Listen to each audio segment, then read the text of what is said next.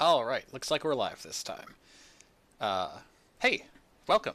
This is Ben with the Tiger's Den, coming back to you on this fine Saturday afternoon with some more Magic the Gathering arena action.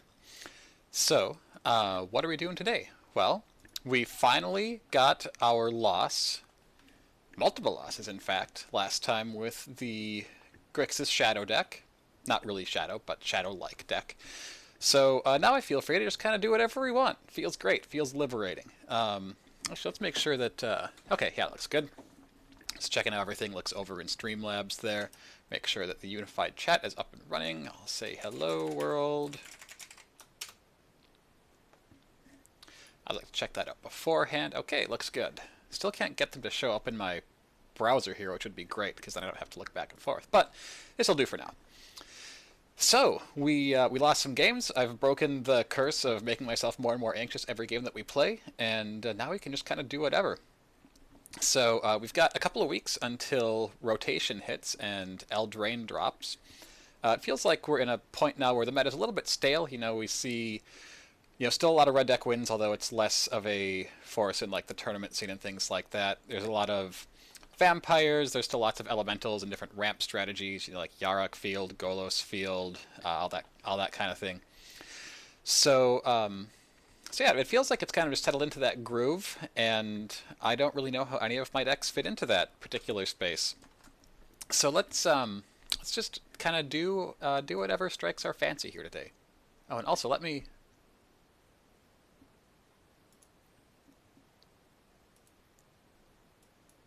Sounds like I don't understand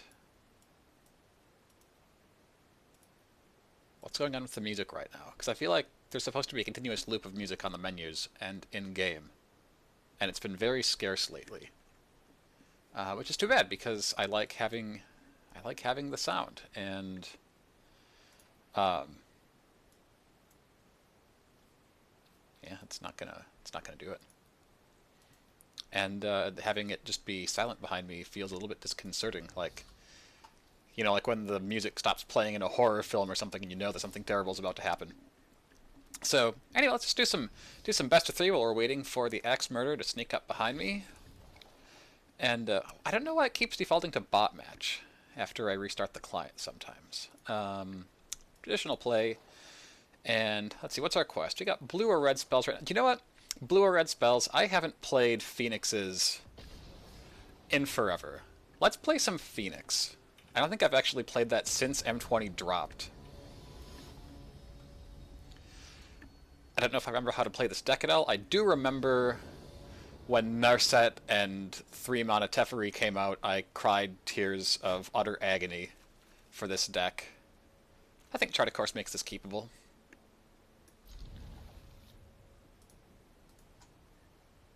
Okay, we got music now. That's good. Okay, Overgrown Tomb. We'll just lead on the mountain here. I don't see a compelling reason not to. Oh, I still have my pleb mountains in here. What am I doing? Oh, it's the Chart a Course mirror, apparently. So is this Sultai Reanimator that we're looking at? Yarok, so probably yes. Well, let's, oh,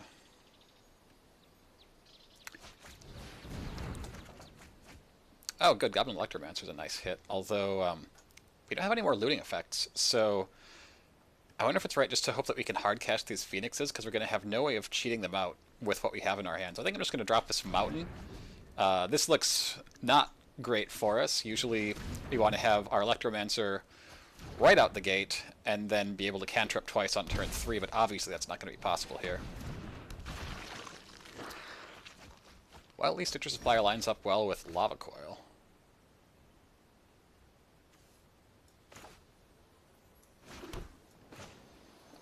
What do they even have in their yard right now? Okay, they do have Agent of Treachery. Yeah, it looks like we're about to get gone off on, but I don't think there's anything that we can really do that will stop that from happening. So I think we're just holding up the opt. Disinformation campaign, alright. We did see that, not last time, but a time or two ago. Okay, so I think that here I just actually discard a Phoenix. I imagine that our Electromancer dies because they're tapped out, or that our Electromancer survives because they're tapped out. And then we can Shock Coil Opt next turn.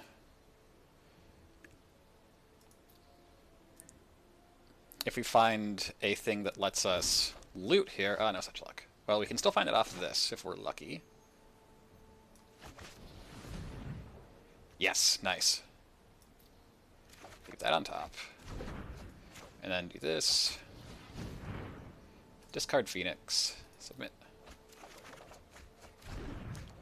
And then we probably want a Lava Coil for our last one so we can get the Citrus Supplier out of the way without them being able to, well, actually, because yeah, we don't, it doesn't kill their Yarok.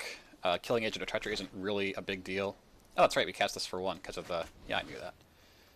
Okay. It's been a while since I played this deck. Like I said, I'm not feeling like I'm super comfortable on all the lines here, but this also gives us shock opt for if we need to recur these guys next turn. But if not, we probably just shock them down end of turn and then try to win right there. Because we've got 8 power on board plus 4 damage in hand. Ooh, and they're shocking themselves down, so they're at 4 effectively now. Don't think we care about that. I mean, we can't do anything about it anyways, other than, you know, shock our own guy. I guess we had a 2-mana instant speed spell, we might have wanted to cast it there, but... Alright, the fact that they shocked that in makes me feel like they are going to kill some of our guys. So, I think I just like going in here. I think that one of them dies. They go to 5, shock takes them to 1. But I would rather hold those for next turn. Yep, do it again. Alright, it doesn't die, it goes to our hand. Okay, so we'll play this guy. Yeah, we can't actually do anything with the mana. I guess we could opt into something that we'd want to cast, but I think we're saving the opt for next turn anyways. And our hitting this Tormenting Voice here is really nice. Okay, I think we got it. Because... Yep. Okay, cool. Well, I feel like this isn't necessarily the worst matchup for us. We will have to try to keep them off of their reanimation spells. It's going to be the big issue here, but we do have a decent number of ways of doing that. What is up with my sideboard? This seems like a sideboard that I created, like... Maybe it was for a previous meta. I don't know. I don't know what this is. So I'd like our counter spells. Blink of an Eye just seems kind of... I mean, we're bouncing really big things. Maybe that's good. Not a huge fan of our burn here because it doesn't really kill much. I mean, it can get rid of a Stitcher's Supplier, and Lava Coil can do it without them being able to recur it, but I don't think that's really that great for us. So, I think we just want to be casting cantrips, getting our Phoenixes back over and over, fighting through their removal. I don't think Saheeli, I don't think our Planeswalkers or Niv Mizzet is particularly where we want to be here, but I've never played this matchup before because I haven't played this deck since the deck that we're playing against became a thing. So, how many mana, or how many lands do we have here? We only have 20 lands in this deck? Is that normal? Well, I guess we have the Opts, we have the Chart of Course, we have a lot of cantrips, so that's probably why. Yeah, I think this looks fine. Just bring in a little bit of counter magic and remove a few of our spot removal or burn spells for it. We'll run that back. I'm pretty sure Vicious Milk is one that we've run into before, right? Must have a similar Magic playing schedule. I'm really fine with this because we have... Like, we don't have a lot of action in our hand, but we do have a Saheeli, which I didn't even realize we have in our main deck. So we got a couple of our action cards. We have Finale of Promise, which is a fantastic card in this deck, and we have Chart of Course Opt, which... I'm just going to opt right now so I don't have to keep on passing priority. I don't think we want that. Let's look for another land. That's not a land. There's a land. Alright, so I think we're just shocking this in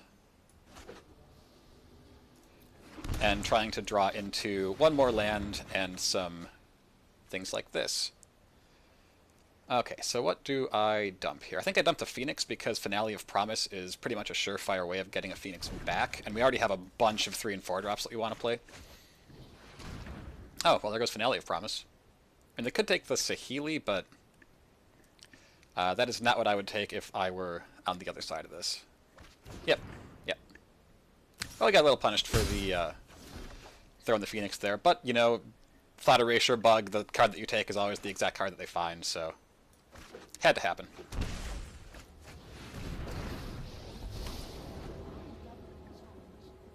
I really like the Stained Glass Saheeli. She's probably one of my favorite of the Stained Glass Planeswalkers.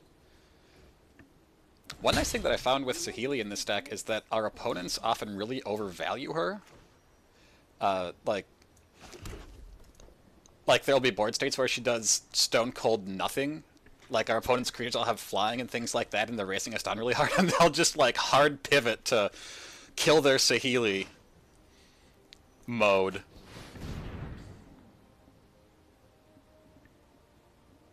Do they have like? Okay, no. Do they have creature counters or something? But I might be thinking about Tyrant scorning this. Okay, I guess they just can't beat Crackling Drake. I mean, the only removal that we saw in that last match was Tyrant Scorn, and that lines up terribly against Drake. I mean, it does slow us down a lot because they're trading 2 mana to put a 4 mana thing back in our hand, but they'll just give us so much card advantage off of that that it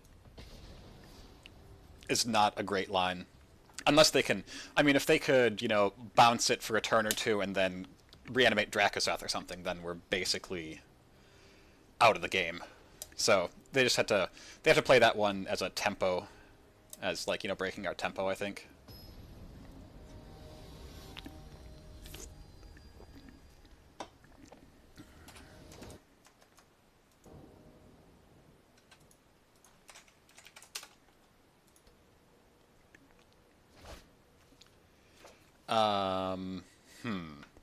Okay, we've got a draw, we've got an opt, we've got a chart of course. We have to find exactly 1 land, then we also have Discovery Dispersal. So I think this is actually kind of keepable. Especially we have an Arclight Phoenix to bin with our chart of course. Oh, hey, are there little... Oh, no, okay. Getting distracted by my Streamlabs. Alright. Pass turn. We'll opt once we know what they're doing. I would have loved to actually have this be a duel here so I could have shocked the Llanowar Elves. Oh yeah, boy, a shock would be great right about now. Okay, we know what they're doing, so we can just cast the opt now. Not have to keep... Nope. Okay, let's find a land. Nope, that's not a land.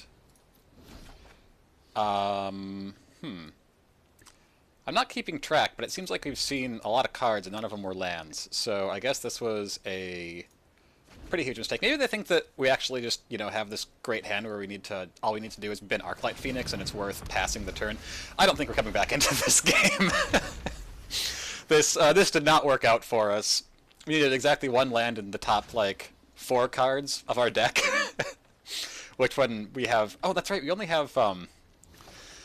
Yeah, that is unfortunate, Cass. I forgot we only have 20 lands in this deck, so we're gonna scoop, hide information from them. Maybe they didn't see us bin the Phoenix, and they won't know that we're on Phoenix, but I think that that's pretty unlikely. So they look like they're on Bant Ramp. Bant Ramp is another deck that started existing since I built this deck. So, I guess maybe Negate is good there. Oh man, I probably should have played that out and just seen what they were on. Like, because I don't know what their payoff is. I just know that they have lots of ramp cards. Entrancing Melody seems terrible when they're ramping and we're not. I guess Beacon Bolt can kill big things. I don't think... I mean, they have things that we want to exile, but they're usually too big for Lava Coil because they're like Cavaliers and stuff like that.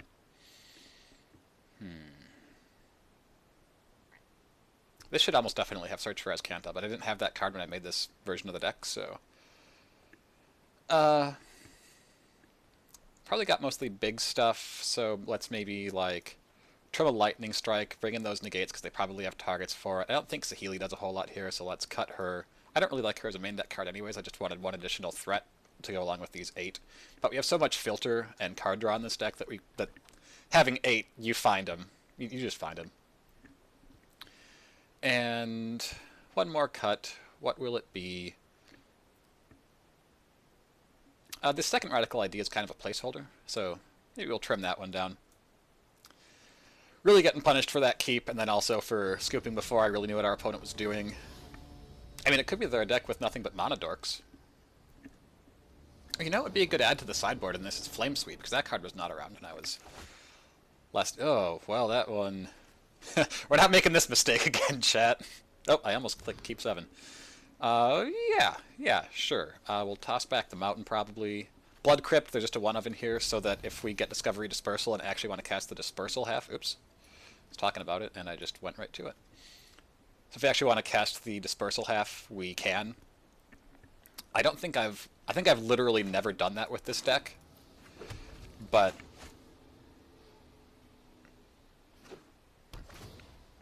it is... Every once in a while there's like a board state where that seems like the right thing. I think I'm just going to put this one down, tapped, go to their turn, put it at the stop at the end.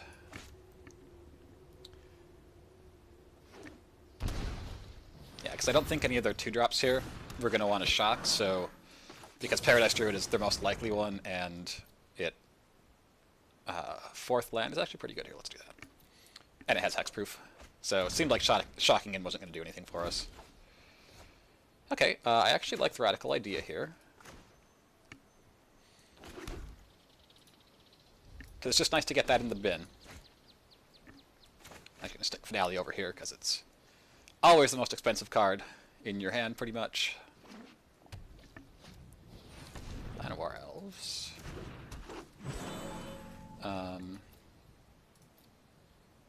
Alright, so we'll get this in the yard. We can use it to bin a Phoenix later.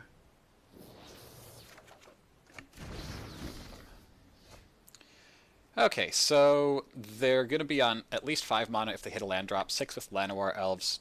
So we can't really keep them off of doing anything big here. I mean, we could, like, Beacon Bolt or Lava Coil or Lightning Strike at Llanowar Elves, but I think at this point they are going to resolve their Haymakers, and we're just going to have to try to outrace. Ooh, Aether Gust. We will take that action, put it on top.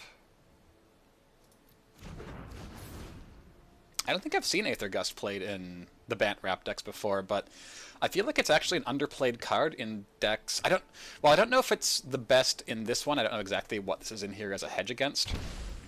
Ooh boy, I hate to see that. Shock into 6 mana. Oh, just a Nissa so that they can keep their Paradise Druid alive. But yeah, like you're seeing here, if they haven't been able to put that guy on top, we'd have a creature we could beat in, we could actually kill their Nissa with, because we could Lightning Strike her, grow to a 3/4, and then get in. Oh boy. Okay, so that's... Yikes. Yikes. Okay. So... basically the only relevant play we have is to... I mean, we could, like, burn one of their Planeswalkers down a little bit. So we're pretty much on the line of play Crackling Drake, draw a card, get it bounced, take 6, 7, 9 damage next turn. I guess we can block a thing the turn after that. Like, this is all really... like, there were no really good hits for us there, because a land doesn't let us cast anything, and we have no mana up. And yeah, our opponent had... just has all the mana in the world here. They get a ramp off of that. They're down to 1 card in hand, so, like, we're not totally dead. But yeah, having the Nissa into Teferi that can now bounce our guy after putting away the only creature we'd played with the Aether Gust, super good. So yeah, no, so it looks like this is not a field deck, it's just like straight up ramp. And so in a deck like that, where you can do things like this, you ramp out really quickly, and you just like land multiple Planeswalkers. I assume they're sandbagging a land here. Land your multiple Planeswalkers, beat in really hard like this. That seems like a good place for Aether Gust for sure, because... oh, no, it's Cavalier of Thorns. Cool. They definitely got this one. And this is why I don't think that Phoenix is a very good deck right now, because our plan of Cheeto to 3-2 on turn 3 is just really weak in the face of the things that the field's doing right now. And also, Teferi hates on most of your cards, Narset hates on most of your cards. But it's still a fun deck to play. I'll just, I'll just let him do it. Here, do you know what? We will play another Drake, draw another card. Alright, sweet. We'll give him the good game. But yeah, so for here where it's like, you can get so much tempo off of taking a permanent or spell and just getting rid of it for a turn, making them skip a draw step effectively. That's super good in a deck like this where, you can do your turn 3 Nissa, turn 4 Nissa into Teferi or whatever. So there we go, -10. We played a Crackling Drake 3 times that game. Felt really good. We got to draw on 2 of those times. Ooh, that's right, we got our Mythic reward rating level 81. So we got Finale of Glory, and I think we always get 2 of the same card for this, yep. Cool. Well, I mean, I'll take Finale of Glory. It's not the best finale. It's not even very playable in most decks, I think, but it's there. All right, let's do one more Phoenix game, or one more Phoenix match, and then we will.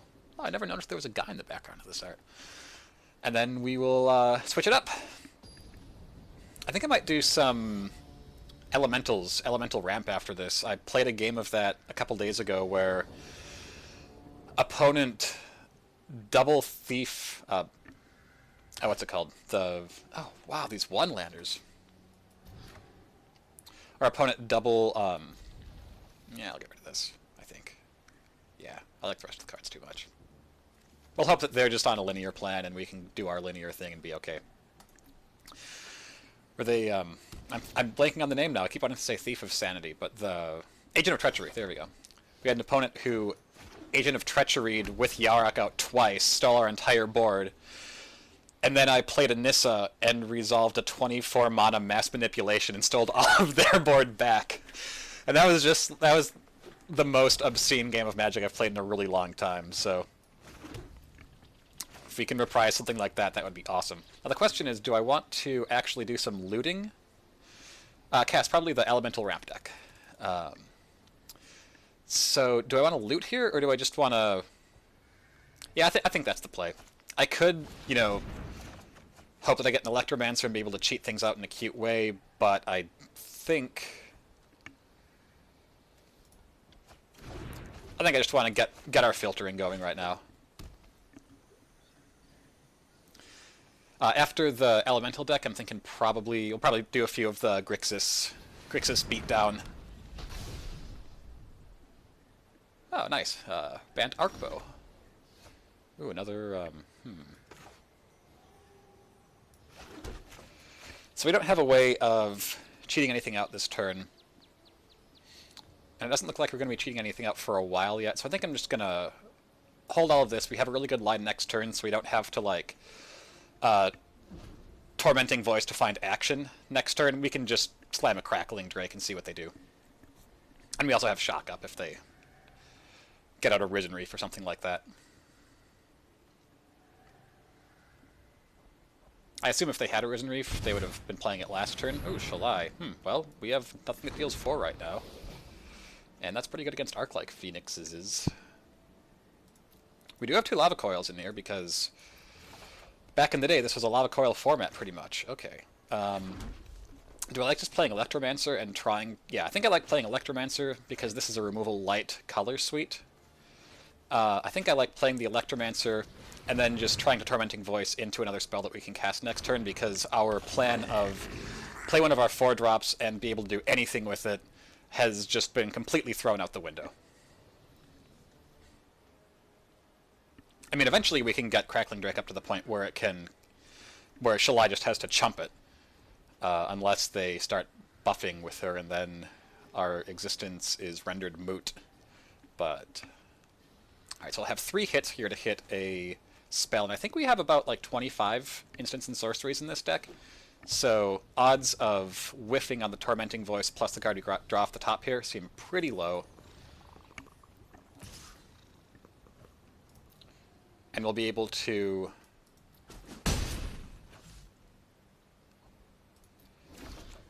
Okay, good, an opt. So now we know that we can do it. If we can Tormenting Voice into another card that'll let us discard Phoenix, that would be ideal. Otherwise, we probably, I mean, we just want to go in with the Phoenix while they're, well, they don't have a blocker here. I mean, they could just cheat out something with Vivian's Arc Bow, and then that feels bad, but... Oh god, I didn't realize they were representing Mystic. Well, that's pretty good for them.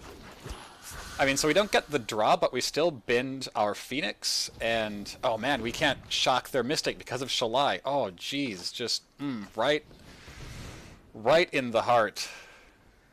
Well, we can't Lightning Strike Shalai down, but I guess we can double Burn Speller. Oh man. Oh man, well I think... Well, we have to spend another Burn Spell here. I mean, I guess we might as well spend our 2 mana. Oh, right, we can't... The only thing... Yeah, you can tell that I haven't played this deck in some time. So, okay. We'll do this for 1 mana. We'll do this for 1 mana.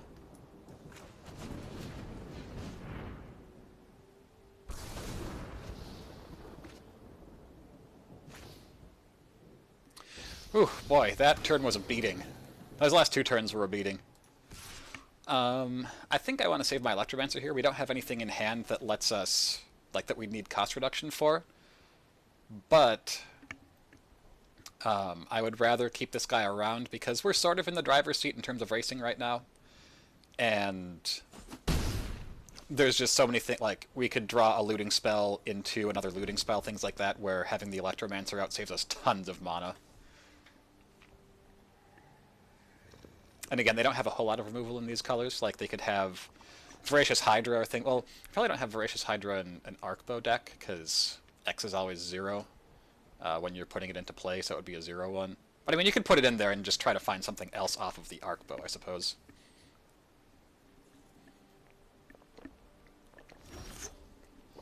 Ooh. Opponent goes nothing. So question here is, do we play Drake or Phoenix? I think we play the Drake post-combat, because I really like getting that much power on board. And that's a thing that stacks up well versus Shalai in combat. I think they're going to Arc Bow here and just try to find a blocker. But Arc like Phoenix getting traded with in combat, it's like, okay, we can probably get one in a turn or two, get it back.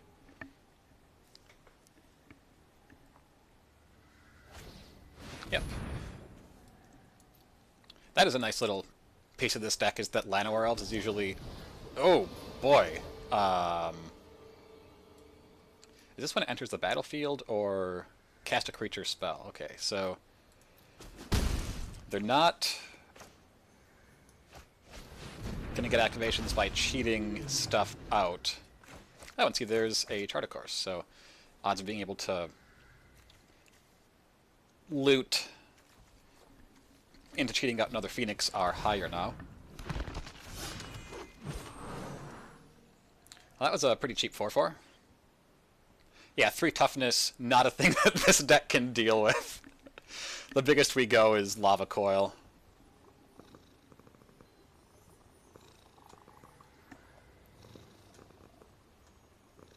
At least Oketra does not have reach, because that would just wreck us so hard. I mean, we can still take them to 6 probably if we just go Phoenix, swing with side.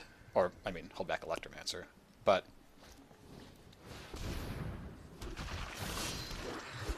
Well, they're definitely setting up for a really big Arc Bow in a turn. Right now they can only... Yeah, I can only 2 it. Do I think they have anything that can deal a point of damage here? They're hitting us for 9. I think I actually have to block here.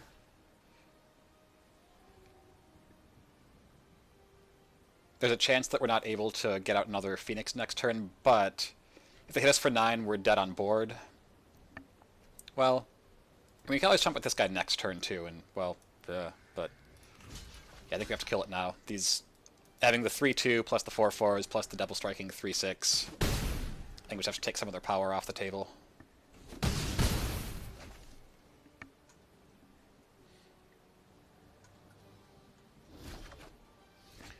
Well, Finale of Promise is pretty good, because we can... Is there a way where we can just put together a win off of Finale of Promise? Because we cast it for 2, we can get back, like, Lightning Strike and Chart a Course, discard a Phoenix, have another Phoenix, 3... Yeah, I think we just win off of that, don't we? 5, 6, 7, 8... Actually... Yeah, we can definitely win off that. So X equals 2. We Lightning Strike for their face. We Chart a Course for our Phoenix. Pay 4. Now, if they have a counterspell, we just go to the Shadow Realm.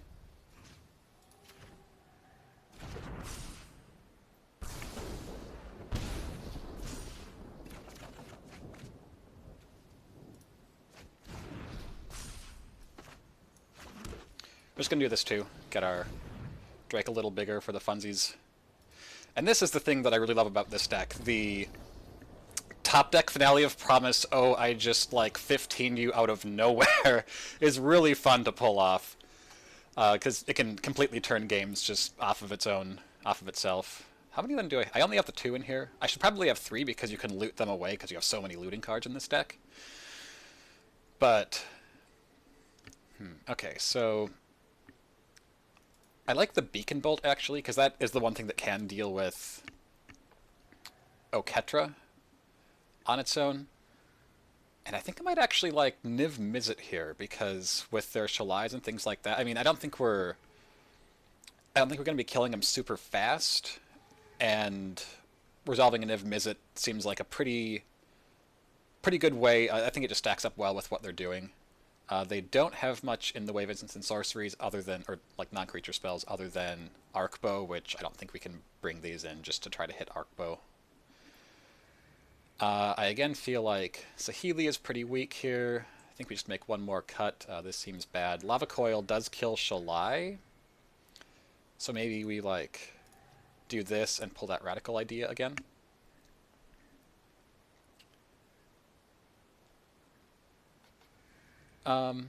Yeah, sure. Let's give that a shot. And, oh, actually, Ral can kill their bigger things too, so let's also bring him in. And also, he's just a fun card, you know? Ral seems like a fun guy. One more cut. Since we have the Ral, let's just cut that lightning coil, or the lava coil back out. And we saw how burning their face was actually pretty important here, so I don't want to be taking out the shocks, especially when that can kill their Monodorics and the lightning strikes, because we might just need the extra reach. And being able to rebuy them with Finale for the win like that, like that's why we were able to win that turn. 1 landers, man. I guess that's what happens when you run 20 lands. I don't think we can go lower than this, especially because we have double opt and we're drawing, so I think...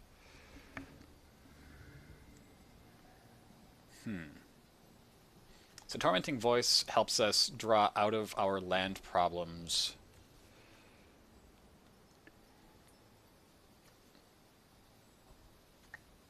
Yeah, I think we have to bottom the Finale of Promise, as bad as that feels.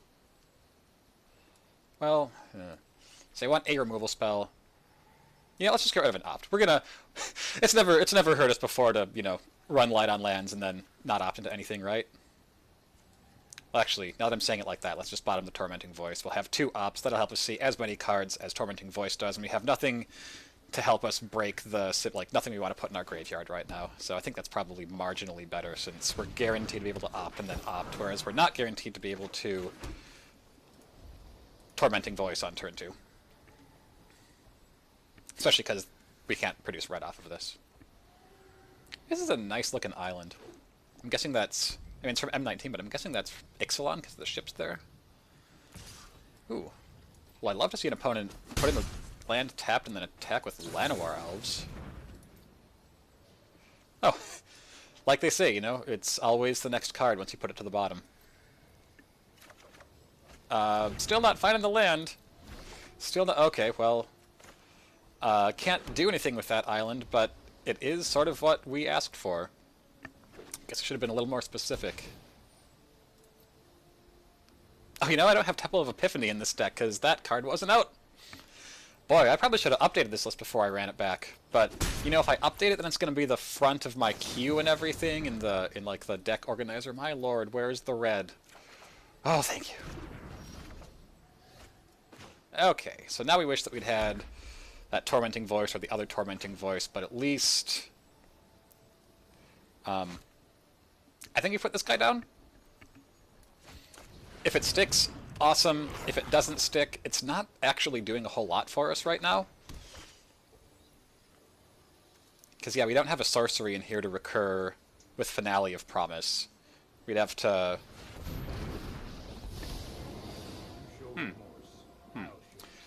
Well, let's hope we find a land here, because then we can just kill their Teferi.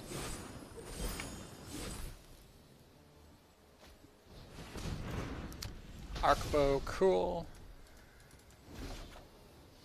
That is not what we're looking for. I mean, am I just supposed to shock the... No, I'm not supposed to shock the Teferi, right? I'm supposed to play this and then chart a course and try to set up for finding land so that I can do a Finale of Promise to recur Arclight Phoenix next turn. I mean, if they have a counterspell again, Shadow Realm. But... so I'm not going to discard the Arclight Phoenix now, because I want to have it in my hand in case I feel like I need to cast it instead of trying to Finale of Promise it out. So I think out of these, I like having the extra lands because we have a lot of cards in our hand right here. I think I'm getting rid of the Lightning Strike. Actually, it does cost 1 right now. So I'll get rid of the Shock. Alright, and we'll put this down...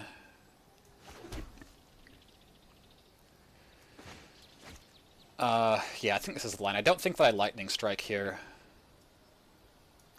Could be that that's totally wrong, because I can't Lightning Strike on their turn, because Teferi, but...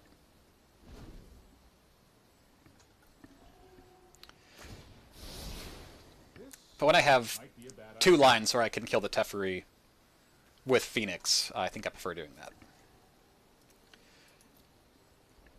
Of course, they are representing Frilled Mystic here, and we got by that once already. But, I mean, if they can counter a Phoenix, they can counter a Finale of Promise, and vice versa, so, like, I feel like that kind of comes out in the wash. Oh, well, they can't counter a Niv Mizzet, so...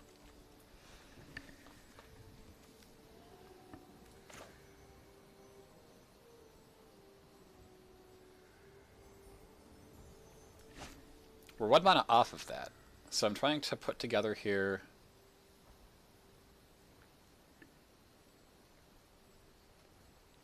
I think I just jam the Phoenix, because it's going to be much better for us to Finale of Promise. So if they're going to counter something, I want them to counter the Phoenix, because then we can Finale of Promise next turn if we don't draw the land for Niv Mizzet. Yep. Got it.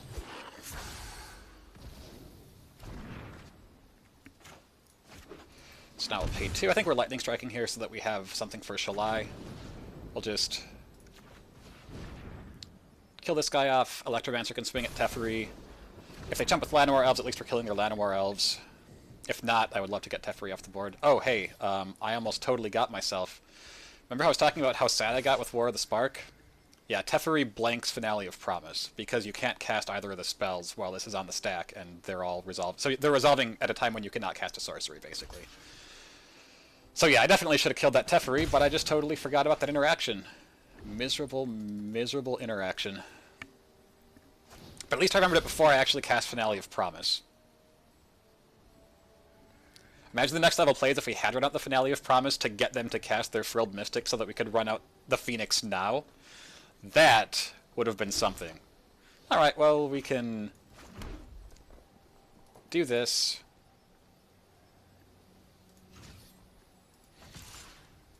If they flash something in and kill this guy, I don't actually mind that much. Don't make another move. And then this resolves no matter what. And I'm guessing they're going to have a hard time removing this. Like, they can't Frilled Mystic it.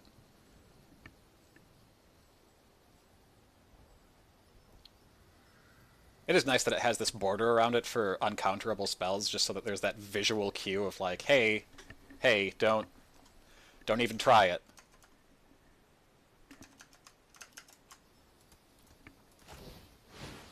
Alright. Discard Llanowar Elves. Ooh, Nightpack Ambusher is nice.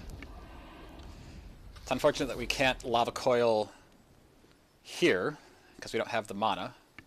But I mean, so they'll get their 2/2, that'll become a 3/3. We have a Lava Coil for the Ambusher. Hopefully it resolves. If not, we can Finale of Promise, and hopefully that resolves. Ooh, Gotta hate it when an opponent shocks in their, like, 5th or 6th land. Oh, Baffling End for the Electromancer? Sure, yeah. I mean, I'd rather have the Electromancer, but... Oh no! Deputy of Detention. Now we can't kill their Teferi again. Here we go. Okay, well, we're getting punished for not killing the Teferi when we had the chance. Because I forgot how Magic works. Actually, I forgot how Hearthstone works. This isn't Magic that we're playing right now, this is Hearthstone. Oh, well, okay. I mean, I guess. I'll take it. They're totally tapped out, so I'm just gonna... Wait. Okay, so is there a better way to do this? No. Because I have to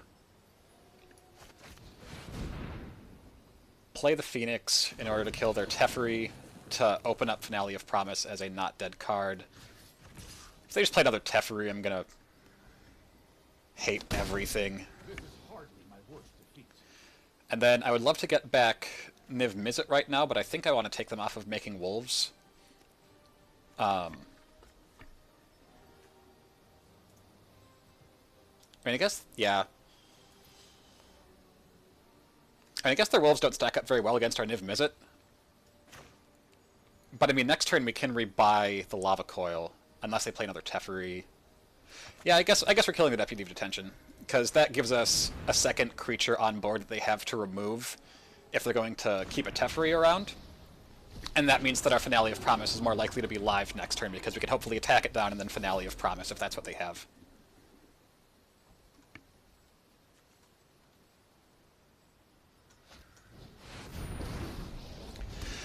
Vivian Reed, what? Why? Oh, the 0 value Niv Mizzet twice. Oh, shoot, man. Well, there's always Brawl. There's always Brawl. We'll be able to cast all the Niv Mizzets that we want. Well, that's pretty good. Okay, so we're going to Electromancer, and then we can Finale of Promise, which will cost us 3, so that's plenty of mana. Probably go Chart a Course, Lava Coil, no, those are, so, Lava Coil plus Lightning Strike, I guess. Oh, they're tapped out again, so we are safe for the moment. Still have to say X equals 2, even though we're only paying 1 for it.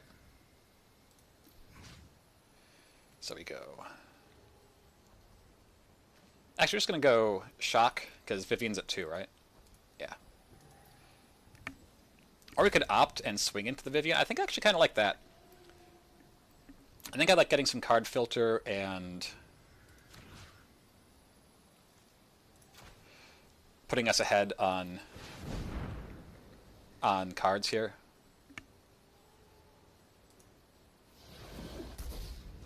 That's a new graphic, isn't it?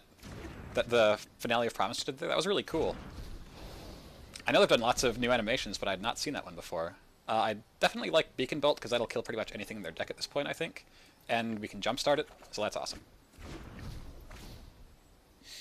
Alright. Get some dudes in play. One there, one there. We don't want them to get the cards, and then they're going to start killing our Phoenixes over and over. With a new beginning. No! Oh wait, we have a Beacon Bolt. Okay, okay, we're fine, we're fine. And we know that when we have 1 Beacon Bolt, we actually have 2 Beacon Bolts. I really like Jumpstart as a mechanism. It made it a lot easier to balance, I think, than Flashback, because of the fact that it's not card advantage on its own. You're still discarding a card, it's more card selection. Yeah, we're not going to Tormenting Voice to start out here, because we want to keep the card in our hand. If they have a counter for it, fine, we'll discard Tormenting Voice and do it again. Unless they have, what's it called? The Spell Queller, which is not in Standard any longer, so I don't think they're going to have that. Alright. They are on a 1-turn clock.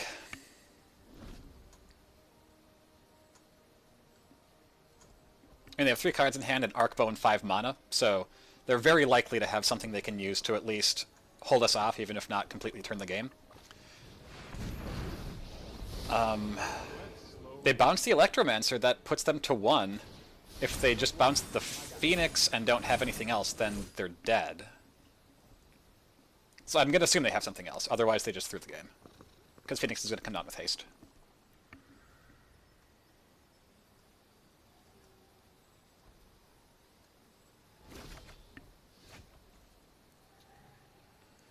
Alright, I'm expecting that they have something, so I'm actually going to lead on Tormenting Voice, see what we find, throw away this mountain. And just play as cautiously as possible, not just try to run it out. Okay, well, Lightning Strike is a very good draw there because we can still cast it. So we can cast this. If they have a counter, we still have Lightning Strike. I can't cast this during combat, but I can cast it afterwards just fine. Okay. We got there. Yeah, opponent... So we found the Lightning Strike, so we would have had them dead either way, but they really needed to bounce our Electromancer. That was their only out, given what we saw. Alright, cool. Well, we ended up going 2-1 with a really fun deck that I feel is kind of a pain to play in the current meta, and that I hadn't even updated with the new cards. So let's take a second here and just see, if we were to update this, what would we throw in? Definitely some temples. Ooh, not capitalize. We happen to have opened the full set of Temple of Epiphany, so that's really nice. I'll just start by doing this. I think we take out the Saheeli. Let's see, what other... oh yeah, we were thinking Flame Sweep. Oh, that's not how you spell flame. A couple Flame Sweeps for the sideboard because it misses Phoenix, it misses Drake. All that it hits is Electromancer. I actually kind of like the Blink of an Eye for some matches where you need to like bounce a critical enchantment for a turn or something like that. Nice, it's a good card advantage card. Oh yeah, and I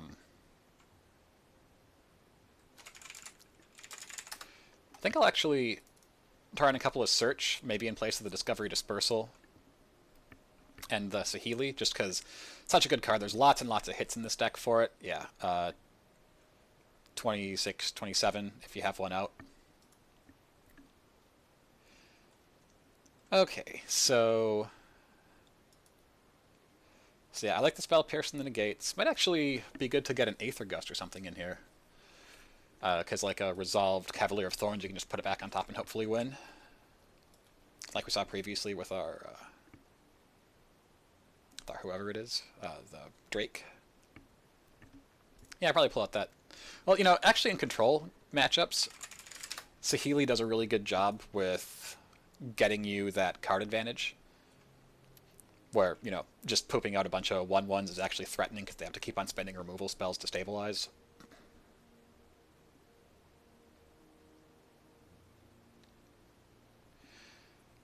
You know, I wish they could pop out the sideboard and view it visually. I don't think that's possible with the interface as it is. Maybe trim a Lava Coil. Maybe one Narset because we put in the 2 Search for Azcanta and they largely do similar things. I'll pull out the Kefnet. Kefnet seems kind of too cute for this deck because while you have a lot of instants and sorceries, they're not things... You don't have things like Thought Erasure that you're just always happy to rip it off or stuff like that. So, I don't know, we'll try it like that. See what we think. Not right now, of course, but before rotation, because this deck is going to be pretty dead on rotation unless it gets some serious help, because you're keeping the Phoenixes and the Drakes and things like that, but you're losing Opt, you're losing Chart of Course, and you're losing Tormenting Voice. So pretty much all of your cheap cantrips and put spells into the graveyard spells. You could run Radical Idea and Discovery Dispersal to try to offset that, but I really don't think... Like, I think that it just loses so much power doing that. Like, there's a reason that you run way more Chart of Course than Radical Idea.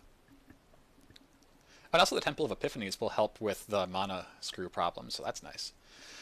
Okay, so we said next we were going to look at doing some elemental ramp. So let's pull up This Is Fine. The deck built around the mythic that only takes one uncommon wild card to forge.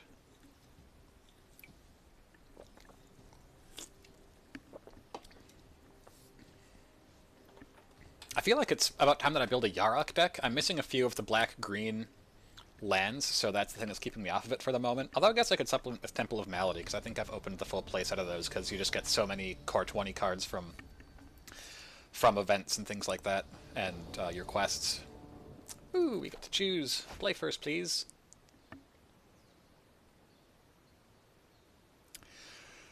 Well, this hand does basically nothing until turn 5, and then you feel great.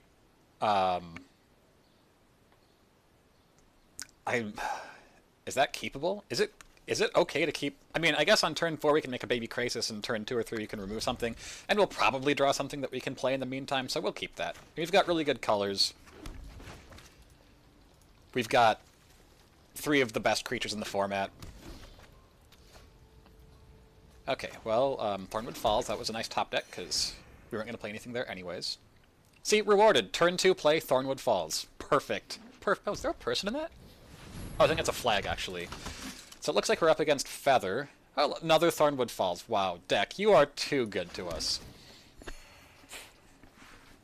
Okay, so I'm guessing this is Feather. I haven't seen this main deck in Feather before, but that's what these lands signal to me, and Tocatli the Honor Guard is usually in the sideboard. The thing here is that they're way bigger threats in their deck than Tocatli, but I want my come into play abilities. I'm just going to kill this thing. I'll probably lose because of this, but when I play Cavalier of Thorns, I want to get a land. And when I play Cavalier of Gales, I want to brainstorm. I'm pretty sure this is just being run out there to eat removal, and now they're going to play Feather and wreck our faces. Or Legion Warboss, that also works. At least we can make a 2-2 Krasis and stop their Warboss from going in here.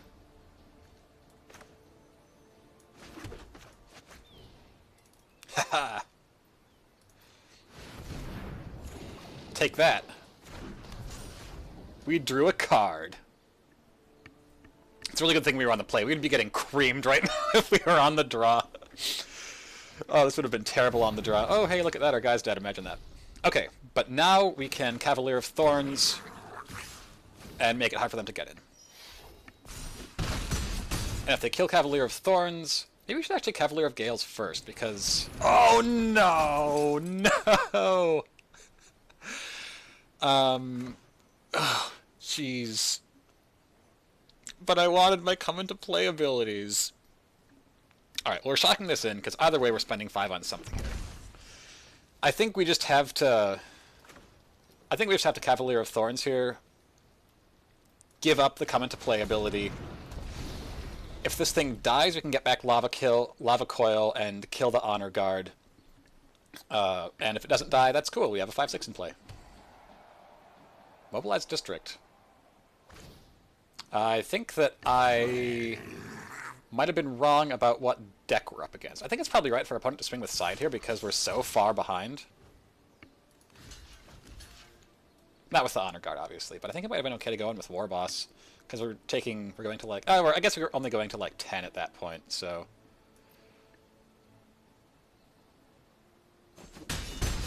Alright, opponent, you know you want to kill our Cavalier of Thorns. It's probably going to be Lava Coil if they're going to do it. Oh, no, I wanted that Lava Coil back. It's okay, we got another one. If you get a land, we can make a 4-4 Krasis, and this isn't an enter the battlefield, this is when you cast the spell. Alright, cool. So make a 4-4 Krasis, gain 2, draw 2. Definitely should have played around the Lava Coil, because we knew they have Lava Coil, but I didn't, because I was playing fast and loose. And I am tilted by these Honor Guards. Like, the one time you sleeve up your Elementals deck, that's the time when you have multiple... That's the time when you get the Tocatli Honor Guard and Tocatli Honor Guard game 1.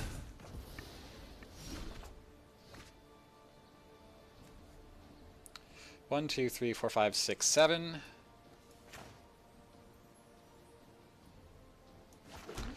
Alright, so I am going to play a Cavalier of Thorns and 2 Llanowar Elves so that our Llanowar Elves can eat up their 1/1s.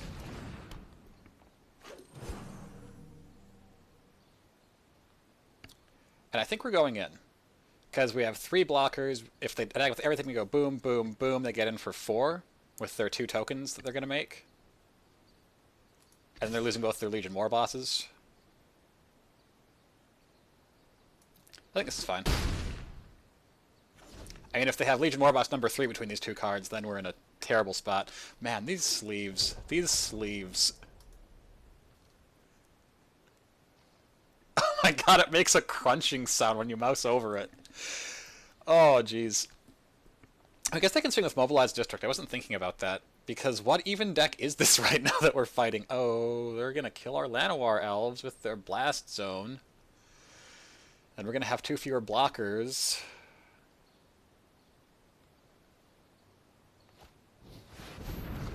Oh, they're just going to play Shalai, and then... Well, they haven't found green yet, so...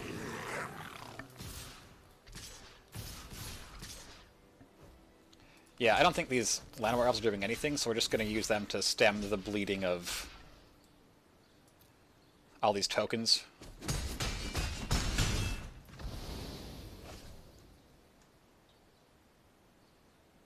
They haven't found green, so that's kind of our saving grace right here, because if they start pumping their side, we're just going to be in such bad shape. God damn it, Kalion. Well, okay, we're never getting our come into play triggers now. 7... 1, 2, 3, 4, 5, 6, 7. Yep, okay, so we can... Oh, wait. Oh, no. Oh, no.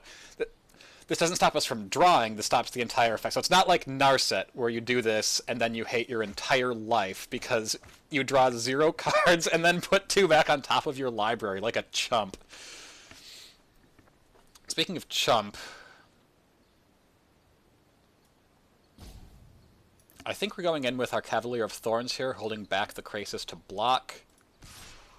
Because I'm okay with the chump with any of these. And then we'll have 3 blockers, so even if they get like another war boss, I think we're in an okay spot. And if they kill this guy, then we get our Lava Coil back.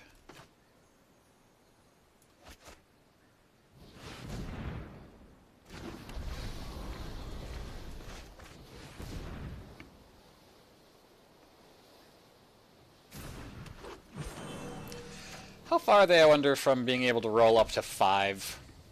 I mean, they could... Oh, they can just roll up to 2 and then kill our Hydroid Krasis. Yeah, I wasn't thinking about the Blast Zone when I made that line, or I probably would have gone in with Krasis, too. I don't think that this splash is ever going away, guys. I think we're stuck with it. And I think it's probably because of the Tocatli Honor Guard. God damn it, Tocatli Honor Guard. Yep, okay, there goes those guys. But they also killed their Honor Guard for that, so... Maybe I could have held up the, Huh.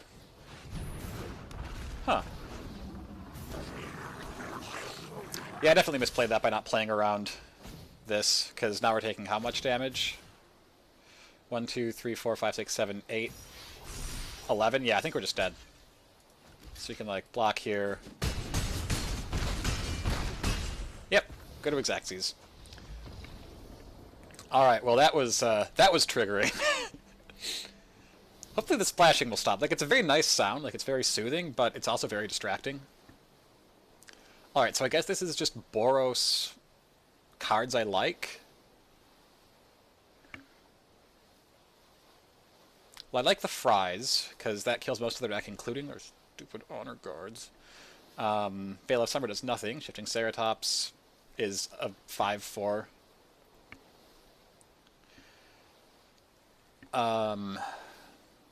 Yeah, like having the spot removal. These seem bad, these seem bad. I mean, Cerulean Drake has pro red, but I don't think that it's needed. I think this is all we're going to add in.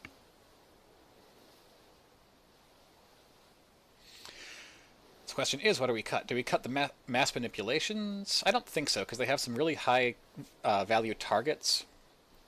I don't think they're fast enough versus us, especially on the when we're on the play, to really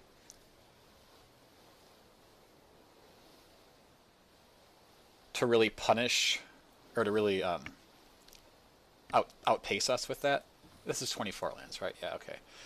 I think maybe I'll cut a Cavalier, like one Cavalier of Gales, just to reduce our curve a little bit, and because of the Tocatli Honor Guards making that a little weaker. And they have flying blockers, so that makes that part less relevant. Let's just cut the 2 Cavalier of Gales, I guess. Be a little lower to the ground, make ourselves a little bit less weak to Tocatli. Tocatli feels really bad when your only removal is Omnath in your main deck, because then you have no removal.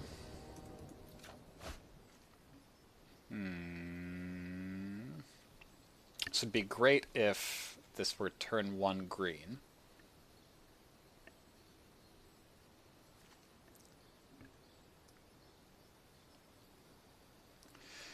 Because they probably have a lot of spot removal they're bringing in, I'm going to ship this because we're really dependent on Llanowar Elves here, and we also don't have red. This is a much better hand. I think I'm probably throwing back the Forest. We have plenty of green. We have a Shockland, so that brings all of our check lands into play untapped. We have double Temple of Mystery. I mean, it might be right to put back a Temple of Mystery, but when we're going down to 6, because then we can Temple of Mystery, not have to shock for Paradise Druid turn 2. But when we're going to 6, I think getting the extra Scry is going to be better for us.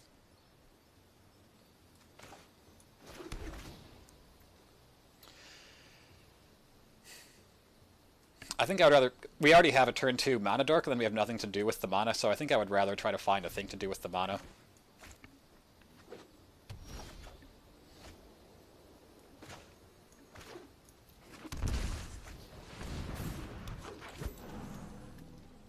I really like this animation.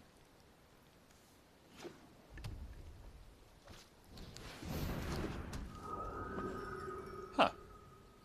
That's an interesting hate card. Okay, Hydroid Crisis is a thing to do with our mana in a turn or two. I think we're just going to leave that Remorseful Cleric there, because we don't actually care at all right now. And they have other things we're going to want to spend our removal on. Thinking really hard about exiling someone's graveyard right here.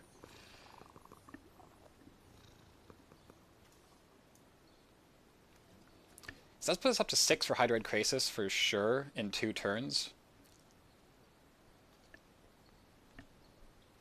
But I think I bottom it because I'm fine getting like a 3/3 Krasis. Actually, we probably do keep this on top because of Shalai. That means that we have a Krasis that within 2 turns we'll be able to get it out. The one flyer that we know they have, I don't think we saw any other flyers, but the one flyer we know they have, then this will outsize that. Does this do anything? Do they just want a 3-mana cantrip? I don't think there's anything in our deck that cares about this, is there? Oh, I guess that it turns off our Scrylands, but we've already played half of them, so... Okay.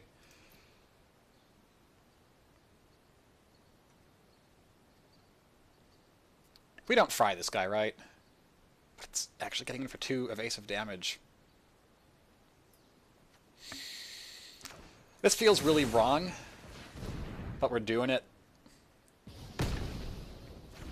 Because they are the aggressor in this case, and... Oh yeah, that comes into play untapped. Ah, cool. Or without us having to pay for it. Yeah, they're the aggressor in this case. If I was going to get rid of that guy, I should have lava coiled it, because I don't know that there's anything relevant for us to... Ooh, okay. Well, now we feel really good for not having lava coiled it. Or, well, I guess we were going to get bailed out by that anyways, but... Alright, so I guess we'll do this. Now that we know they have Phoenix, lava coil becomes much better. Still not going to attack with our Paradise Druids, because we just... Our chipping in for 2 isn't going to do as much as getting more mana out, I believe, especially when we have Crisis on board. And this represents getting an extra card and an extra life off of it. And even if we top deck a land, that's still an extra +1/+1. What is our opponent's deck? You know, I wonder if these Blood Suns are actually main deck. That seems pretty likely right now, actually. So I think we're going to tap down our Paradise Druid here. 1, 2, 3, 4, 5, 6, 7. X equals 5. Now she's vulnerable, but I mean...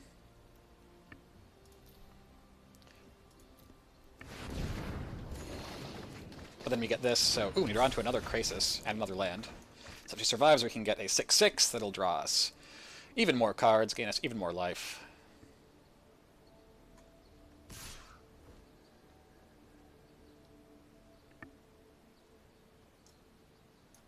You can have the 2 damage. We know they're on Lightning Coil this time. What is... what is this deck? What is going on?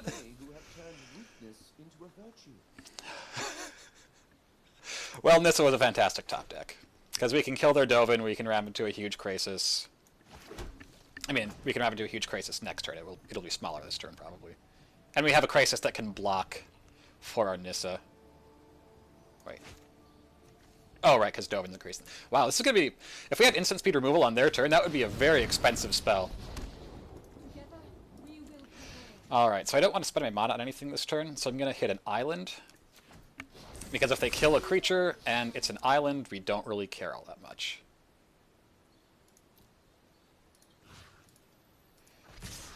And we can Lava Coil the Tithe Taker if we want, because we have enough mana now. Not to be repeated.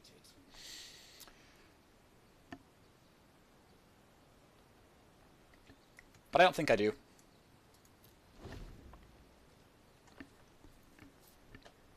Like, they can swing at us, deal 2 damage, they can deal 2 to Nissa.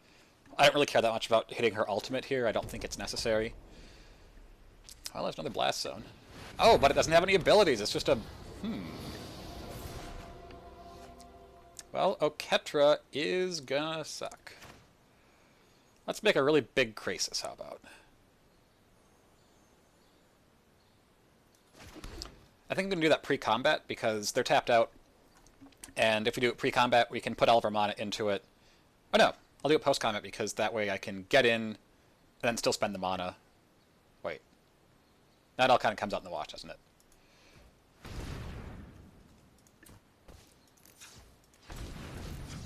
Oh, they changed the interface on this, so it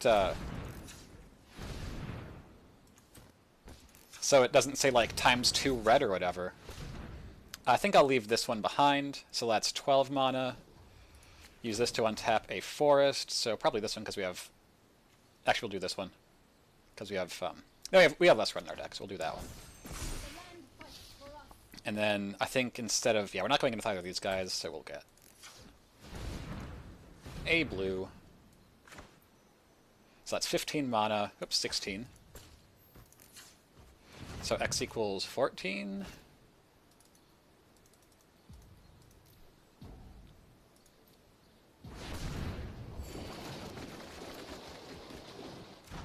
I felt pretty good. Like, we don't have a chump for Nissa now. I guess that we should have held up Paradise Druid for that.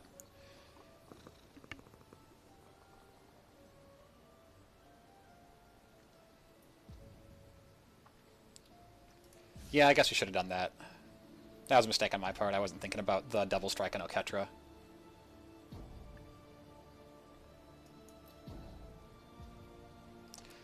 Discard a Paradise Druid, probably. Yeah, so my bad there. Because I imagine they have... Well, actually, no, they're on... Yeah, their Blast Zone can't kill our Hydro... Oh, shoot, okay. So I should have attacked there, because then they were just dead in the air on our next turn. And Blast Zone doesn't have any abilities because of Blood Sun. So I was thinking, not going to get got like last time and, you know, rely on these Krasises. Krasis, whatever it is. But then I got myself again, because they actually got themselves, and them getting themselves made us get ourselves. And they had a blocker anyway, so they weren't actually going to be dead there.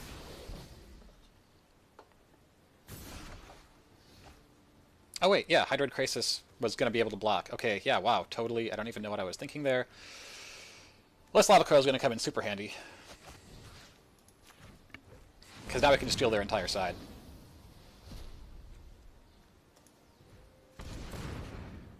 So we can go blue, blue, blue, Actually, let's untap that one. And then we'll do this. Pretty sure we got mana for this.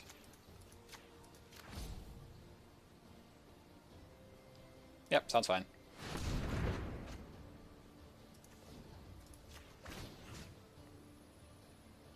Gonna do this forest so that, I mean, I'm playing around Legion's End basically by not targeting the same kind of land twice. But, yeah, that's, I mean, I guess it could be, maybe they splash blue for Deputy of Detention. No, that's non-land permanent though, so it doesn't work. So yeah, always target different lands if you're playing around Legion's End, or at least try to. You know, there's a bunch of different reasons to target one over another, but... So that Blood Sun that our opponent played, that came in real handy for us. I think we just run this back. We could put a red thing back on top of their library, but...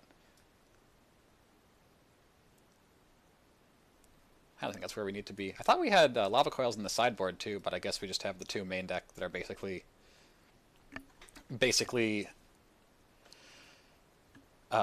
main deck sideboard cards for when I play this in best of one.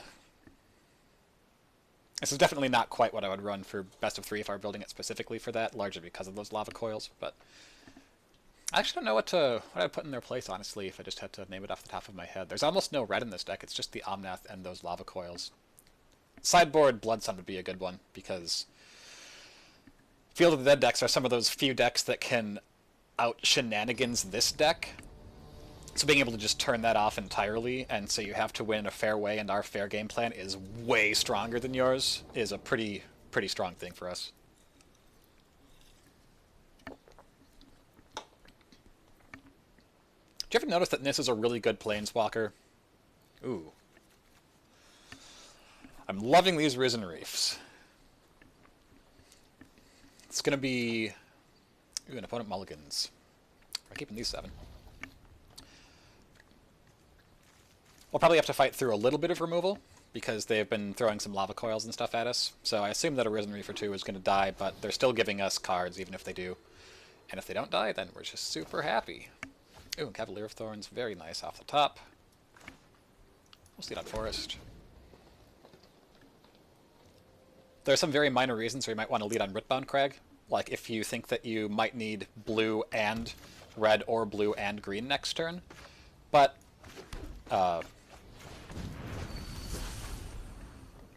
we know what our turn 2 play is, so we'll see it on the Forest.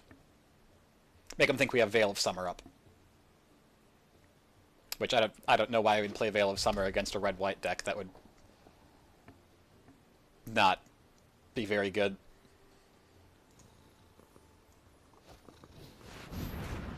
Okay, well this is alright, because at least we'll be able to block this guy. I mean, this War Boss is going to wreck us in a turn or two, but at that point, hopefully we'll have stabilized somewhat. So we need to get blue down so we can cast Risen Reef. And also we don't want to tap our Leafkin Druid because we want a blocker. Oh good, so now we have guaranteed Cavalier of Thorns next turn, even if we lose our Leafkin Druid.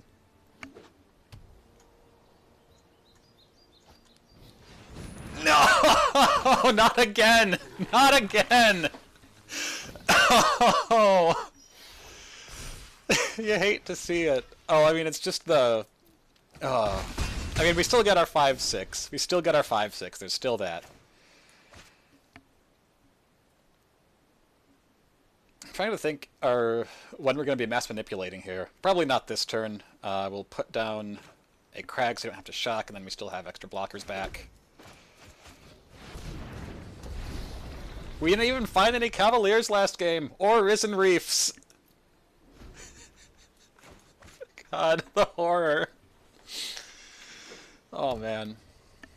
But, I mean, it's, you know, it's a good card sometimes. Sometimes it's a 1/3. But, I mean, it's good against red deck wins, too, right? Because it Stone Cold walls a lot of their creatures. Oh, man. So many War Bosses.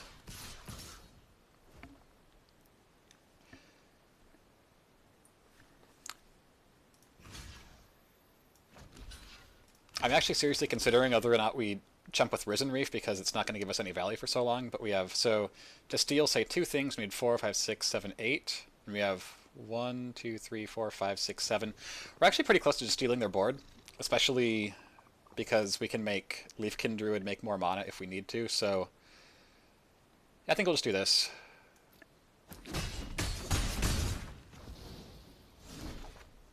Ooh, another Leafkin. That's awesome for us. Okay, so we will play Leafkin, play land. We're going to be greedy and leave the Risen Reef for now.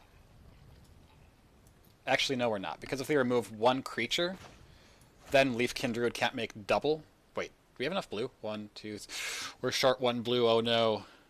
We need 1 more blue. Well, hopefully we find it.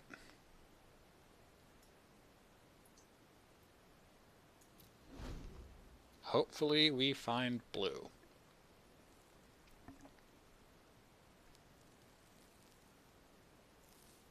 And if we find Paradise Druid, that's not what I'm talking about, game. That would be a troll move.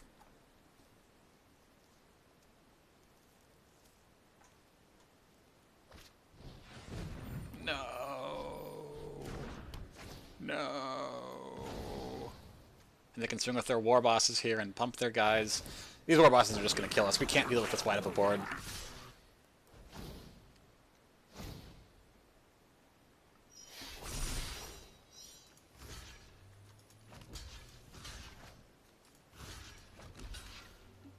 So we go to 9, 8, 7. Oh, they tapped those 2 guys down for that, so. And a Phoenix. Blue, that's...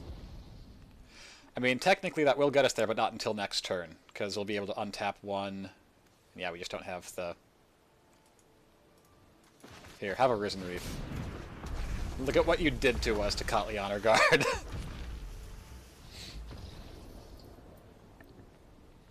Well, we had 1 game with no Honor Guard, and we won, so... That definitely worked out in terms of card selection for our opponent.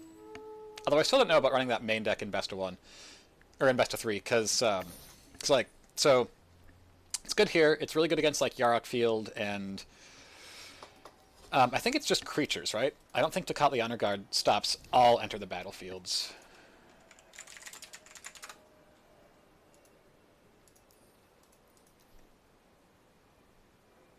Yeah, so it doesn't do things like completely stop Field of the Dead.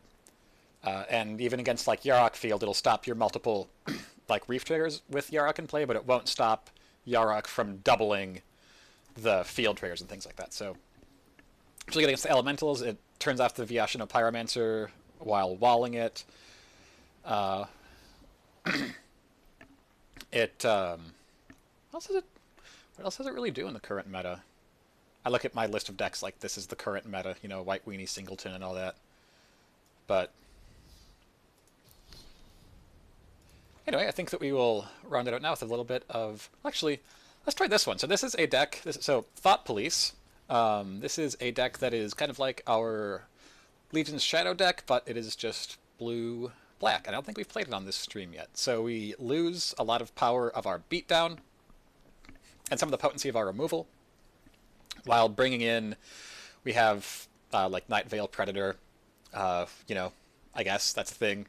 This is pretty experimental. I've only played it a few times. We get the 2 Mu Yanling in there. It's pretty easy to cast her with our mana base being easier. Unfortunately, we don't get temples in these colors, but Kefnet's actually decent here. 15 instants and sorceries. I mean, it's a 4/5 flyer. That's really the reason why you run him. But every 4th time you can get a trigger. That's not the worst. So yeah, let's give that a shot. See how it goes. It is really fun having Mu Yanling with Thief of Sanity, because Mu can ground one of their flyers, and then Thief of Sanity can hopefully get in. That's a fun interaction. There's actually a decent number of kind of cool interactions here. I have one Sorin, the 3-mana Sorin. I don't know if that one's Imperious Bloodlord, right? Vengeful Bloodlord is War of the Spark Sorin.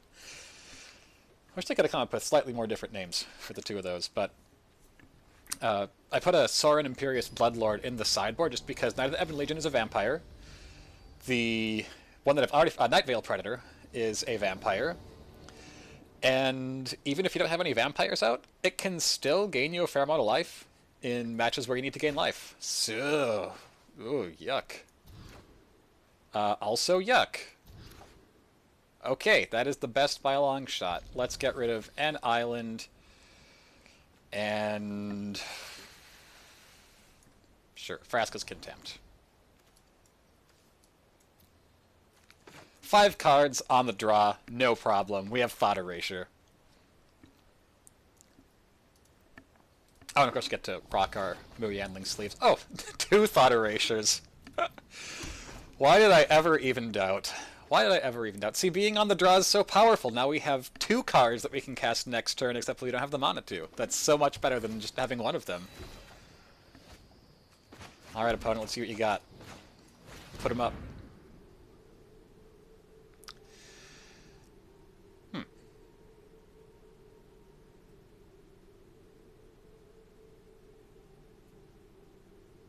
I think I'm actually taking the Rejuvenator here. We can kill Risen Reef before they get any extra triggers off of it. And this is guaranteed to ramp them, while Risen Reef isn't. And I will keep this because then we have another answer for their Hydroid Crisis once we kill the Risen Reef.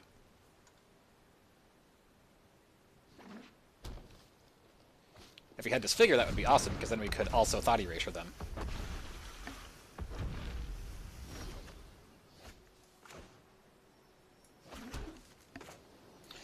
Question is, do I actually... No. I think I just have to cast down here. Don't give them the chance to top deck another Reef and then just completely blow us out of the game, because we're already down 2 cards. If they end up being 4 cards above us, we are just wrecked. Actually, that'd be 5 cards, wouldn't it? Because Reef and then Reef, so yeah. Well, that's pretty much what we wanted.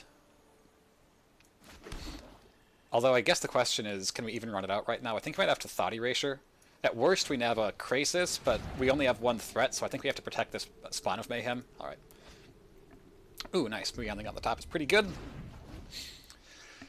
Not going to do a whole lot against this deck, but we need another threat, and they can't really pressure her very well. Well, I guess Mobilized District can put some damage on her, but if you're spending your mana to activate Mobilized District to hit a Mu Yanling, that doesn't feel the best.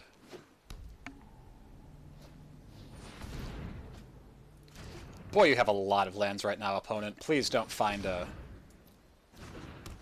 Please don't find a field. I don't think I cast down this guy, because it can block our flyers, but all of our flyers can kill it. And this guy actually tramples through for a point of damage, so there's that.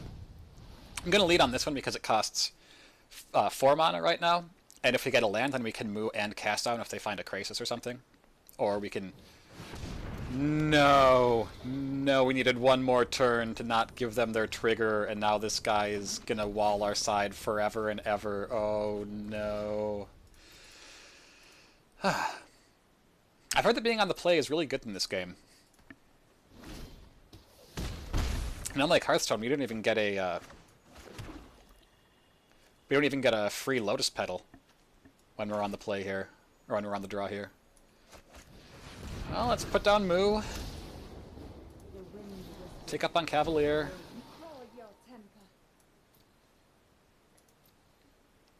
I mean, we could kill Cavalier.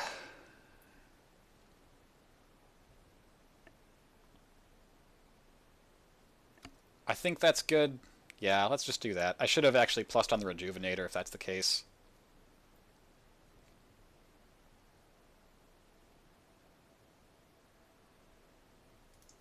Yeah, this was bad. I should have plussed on the Rejuvenator and just kill the Cavalier right here, because I think that they're... Because we're not going to be able to do anything with Cavaliers here, so we just have to give them the death trigger, I think. Fun thing about this is we still get in for 4 damage because we have Trample.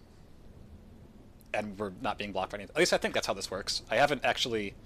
Oh, they have a Death Sprout in there. So yeah, we should have plussed on the Elvish Rejuvenator, because now if we minus Mu, she will just die.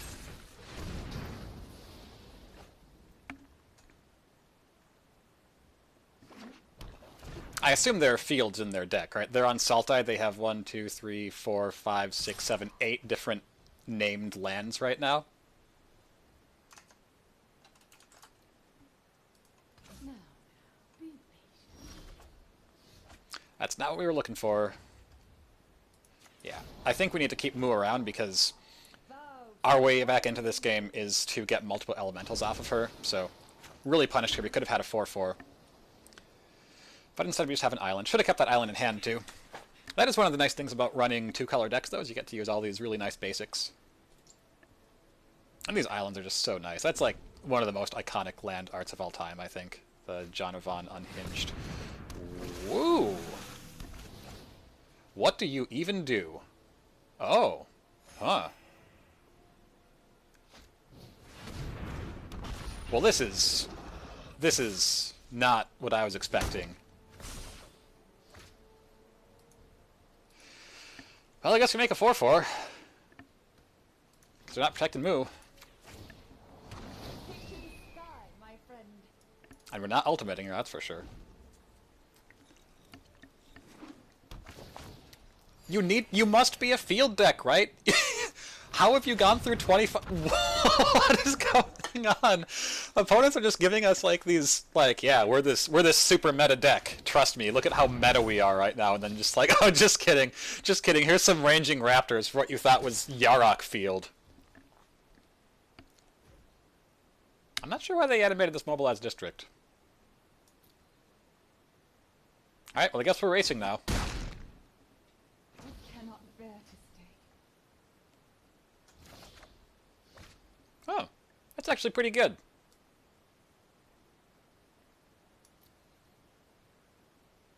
If only Nightveil Predator also had lifelink. Then I would feel pretty good about this. I assume Arboreal Grazer goes in front.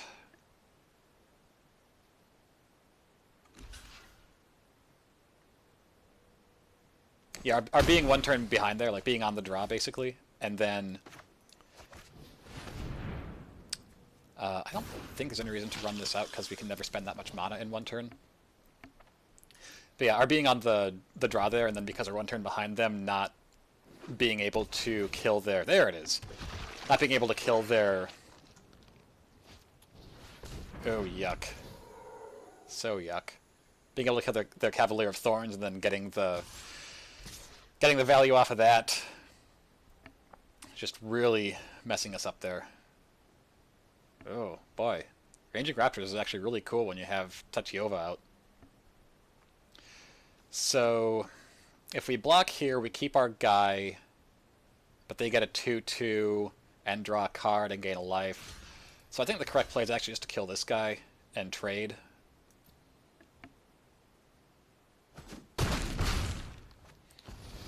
And because of this, they can actually get, if they draw multiple lands, the Wayward Swordtooth is great for them. Because they can draw a land, play a land, that land draws them another land that they can play, which draws them another card.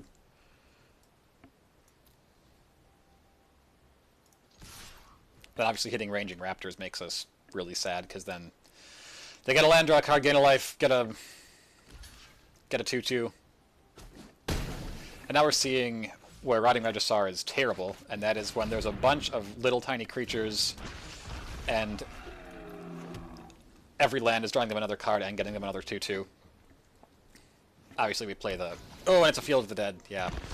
So we do have Legion's End in this deck. I think we have 3 main decks, so we can get to a point where we're doing alright. But, is that actually going to happen? That is the question. Are we going to draw... Well, Noxious Grasp is actually pretty good because we can kill Tatyova, and she's actually going to be really disgusting for them. So I think we go in. They probably chump with Ranging Raptors, which I'm okay with. They get their land, they get their guys, they can hit us for 6 this coming turn, and then 7, 8, 9, 10. Yuck. Okay, I guess we do have to kill the Ranging Raptors. Or the Raging Raptors, rather. So, I mean, we can sit back and play defense and try to chip in with our Elemental Bird, but we're not winning if we're That's a 6-turn clock at best, while they have two Field of the Dead in play. Also, this deck cannot be Devil. That's never a thing it'll be able to do because it doesn't have red, so we don't have our hedge against Field of the Dead in this deck. Oh, sure, yeah, whatever. I mean,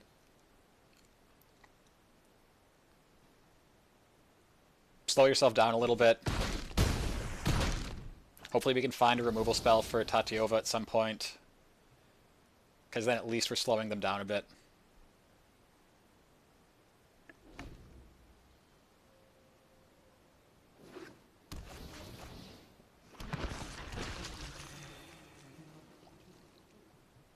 Man, that fly buzzing sound effect is way too real for life. I've never noticed how intense that is. Alright, so we got 6, 7, 8, 9, 10, 11. So we're just dead on board. Oh, Field of Ruin, that's our hedge. We're not even going to show them that we have that. Because we can hold back and, like, block one of their guys, but they're gonna beat us at that point. So yeah, notably, when you don't have red in your deck, it's usually slower than if you do have red in your deck. I should really restart the client, because we saw what happened last time when we took that long to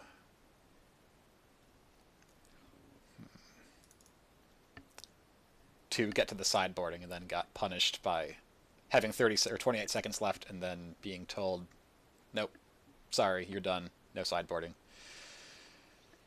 Well, I like our Noxious Grasps here, because that kills all their value creatures. Their Legion's Ends... Well, Legion's End and Cry the Carnarium are basically doing the same thing, but Cry also can incidentally hit like a Rejuvenator Druid, so...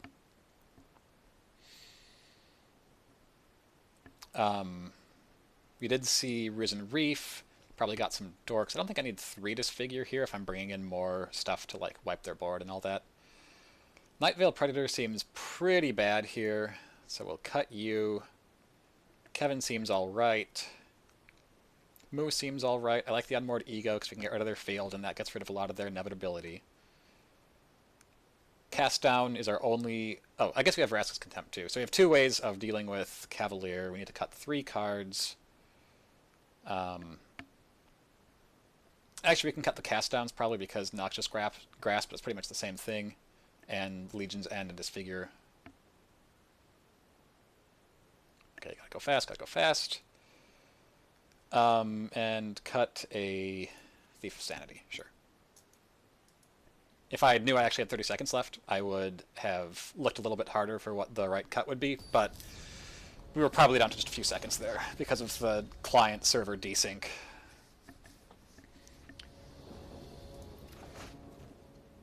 We multi 5 that game, didn't we? That was actually alright for a multi 5, to be totally honest.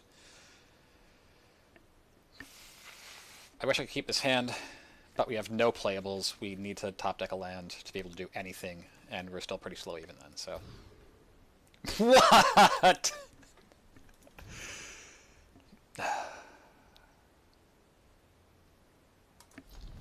You've got Thought Erasure.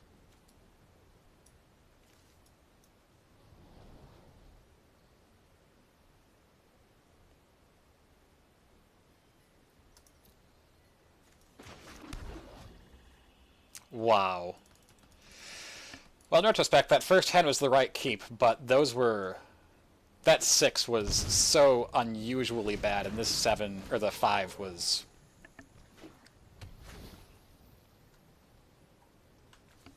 still missing a color, like, oh, jeez. To be totally honest, there's probably not much of a reason to play this out.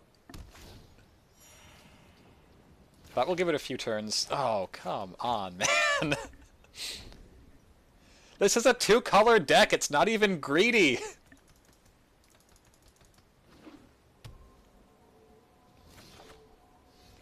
Okay, that's gonna do it. Went to 5 both games. Actually put up a fight game 1, which is pretty good for on the draw mull to 5. Alright, we'll run that one back one more time, see if we can get a little bit luckier. Which, I mean, to set a very low bar, see if we get a little luckier. Just gonna make sure I'm still... Oops, that is the wrong program. Make sure I'm still centered and everything. I guess I could be a little more over this way. Still the wrong program.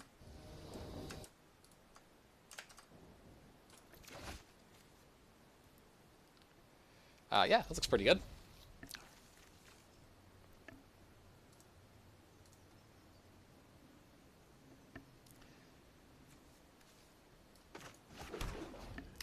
Lead with the swamp. Make them think we got Disfigure. Temple of Silence. So possibly Vamp. So speaking of Disfigure. I'm actually going to go Swamp again. Because we can't draw both a card that takes double blue and another blue to cast it this coming turn. So we'll just withhold a little bit of information. Make them think that maybe we're on like a mono black control or something like that. Oh, Mardu, okay. Well, hopefully it's Mardu that has a thing we can cast down and then Thief of Sanity them. But given that this thing dies to shock and everything else in these colors, I don't think this one's surviving. But because we have no discard, I don't think that we can just leave it in our hand. We need to make him have it right now. Well, Field of Ruin isn't the worst. I think I just take him off the red right now. Because we can still have up Disfigure and... well, Disfigure or Cast Down. Let's see if they got a basic mountain.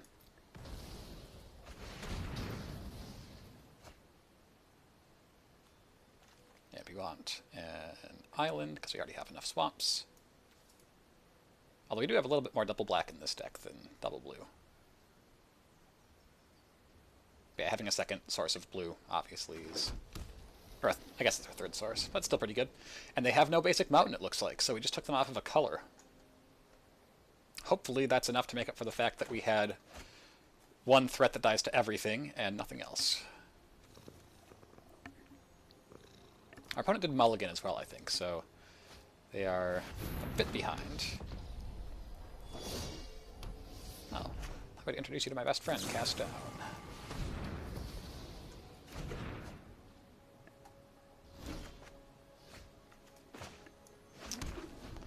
That's a good card in this match, and a very bad card in this board state. We have a lot fewer creatures in this deck because we don't have... ooh. Well, that's what Noxious Grasp was for, I guess. Although it will get their Resplendent Angel back.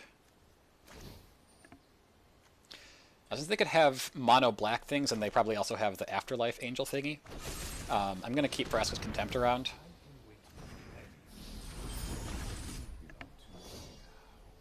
See if we get another kill a creature thing. Oh, actually Moo is pretty good here. Unless they have Bishop of Wings and then can combo off, but I think I would rather do this, try to get some kind of board presence because we're so lacking on that right now. But yeah, so since we don't have, we don't have Bolas in these colors, we don't have Legion Warboss in these colors, we don't have Chandra in these colors, our ability to actually do anything is considerably reduced. I don't think we're killing any of their stuff with Disfigure, so I'm just going to do this. You'll see here, this is one of the reasons that I like, I mean, not this exact situation, but this is one of the reasons that I like having Disfigures over Shocks in a lot of lists like this, because being able to shrink something's power is pretty relevant in enabling you to trade up and things like that, instead of just, I kill you guy, you kill my guy. Alright, so we're going to make an elemental here.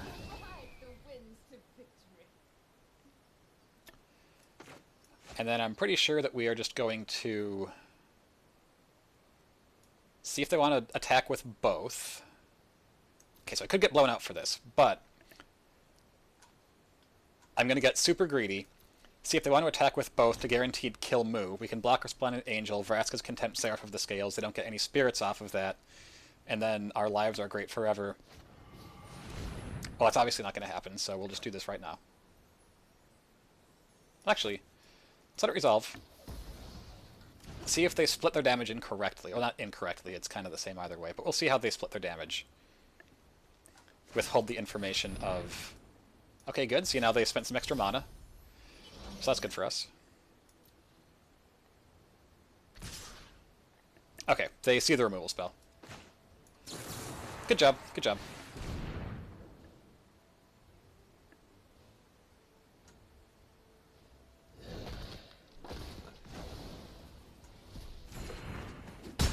Bye, Moo. I must uncover more secrets.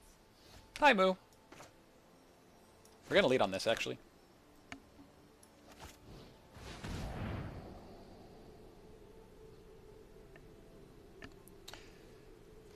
Well, Deafening Clarion doesn't kill most of the things in our deck, and Angrath's Rampage can kill our Planeswalkers, so don't want that. So we can cast everything in our hand already. So yeah, taking them off that red, it seems like the red's a splash here, because of all the black-white lands we've seen, and the no basic mountains. So that was a really good guess that we made there. Oh, okay, they find it. Oh yeah, they can pump their Resplendent Angel now because of that land.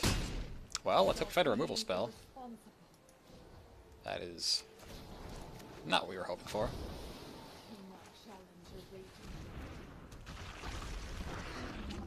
Bye, Liege's End. I don't think you're doing anything in this match anyways. So is this Kaalia, or is it just, like, angel stuff? We haven't seen any Kaalias or any non-angel creatures, so...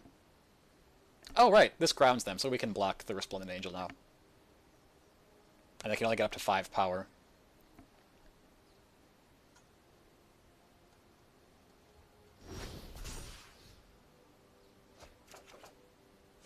Oh, I'll take it. I'm going to plus again, because, again, I think that keeping Moo around after this is going to be really good for us. Now, do we attack? I don't... Well, they could remove... I actually don't think we attack here, because I think our best way into this game, because of the amount of spot removal in these colors, even though we know 2 of the cards in their hand, they're going to have 2 unknown, I think we're going to want to drop both Regisars, make sure that we're able to wall the Resplendent Angel this turn, and then be able to start overwhelming the board with Moo. Although actually, after we minus her... Okay, yep, there's Kaalia, so... Kaalia indeed. And yeah, this is where their deck gets really scary, because Kaalia is often like, just draw 3 bombs, or 1 Skargan Hellkite, that's also pretty good, although they can't cast it right now because they don't have enough red. Oh, what was I saying? They clearly have enough red, I don't know what I was talking about. So yeah, once we stop minusing Moo, then they'll have flyers again. But... Alright, we'll discard our 0 cards. We'll keep that in hand until the end of turn. Let's see. I mean, 4/4 is bigger than what they have, so I think we just do that.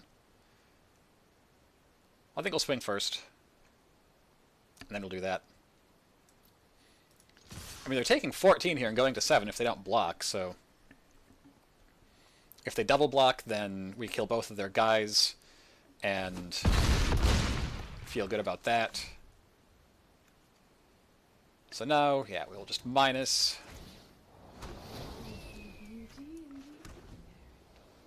Kaalia has Vigilance, so she can kill Moo and still be a blocker.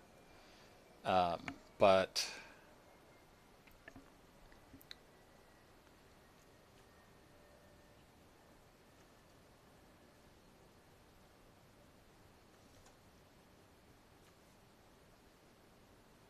I guess they are going to start making angels, aren't they? But if they start making angels... Okay, so if we do this, and they Deafening Clarion... I don't think I actually want to make that trade, honestly. If we block here, they just pump. They're going to get this 4/4 angel, no matter what. And they'll gain 5. Oh. I was sure they were going to pump there so they could get a free 4/4.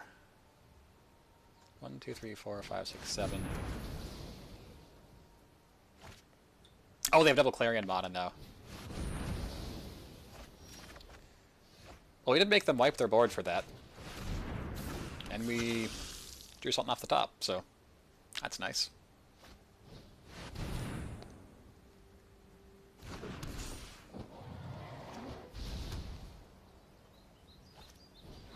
Ooh, another Kalia. That is probably going to close us out of the game, because one 3/3 is worse than another 3/3 and a 5/5, even if it has Flying Death Touch on Hexproof.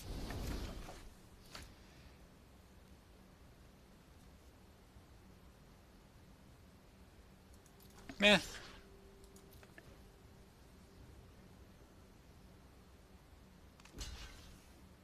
Yep.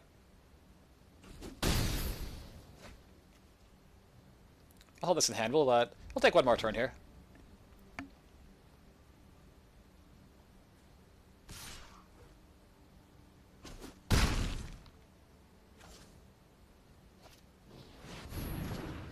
Maybe see a new card that we did not know about.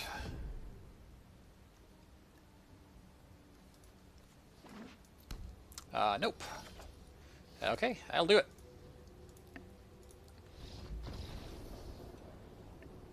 I definitely feel a lot better about this matchup when we have more aggressive and just more heavily clocking them threats. I forgot to restart the client. So yeah, that's one of the reasons that I feel like this version of the deck is quite a bit worse, is just because it lacks that kind of pressure. But okay, so Pull the Legion's Ends. Noxious Grasp seems good. Kefnet actually lines up pretty well with a lot of their cards, and they're slower and grindier, so maybe worth bringing in. Enter the God Eternals is actually reasonable against a lot of what they have as well. Don't like the Duresses here. Thought Erasure is probably all we're going to want for that. Oh yeah, Disfigure. Disfigure is basically a dead card, so it would be rather bring in than that. The Sorin? I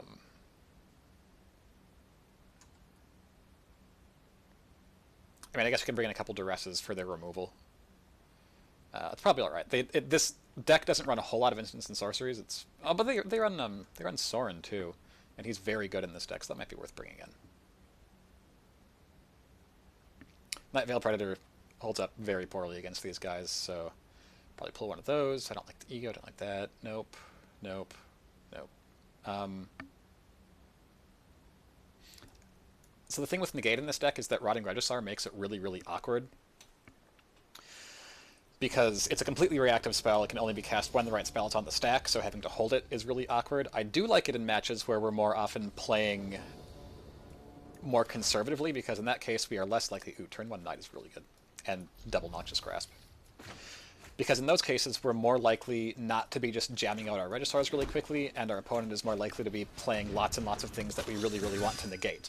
So in those cases, I feel like Negate is great. But in a match like this, where, you know, it may be 5, 6, or more turns between spells that we can actually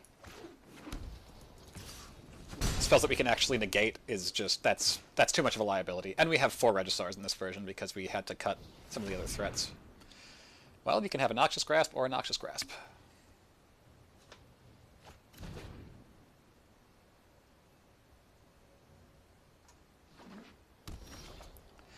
So I think we probably play Regisaur here. And just try to clock them as hard as we can. Like, a Knight of the Ebon Legion that we can pump plus a Rotting Regisaur is... Like, they can have removal for it, sure, but make them have the removal, make them spend the removal. The question is, which of these cards do we discard?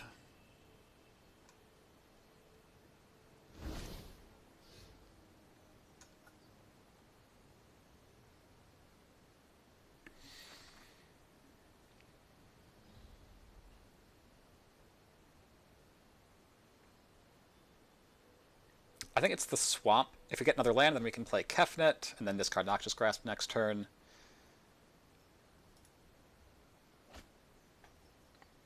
Like, we can do most of the things we need with 3 lands. Yep, okay, here's the removal spell. Not a huge surprise.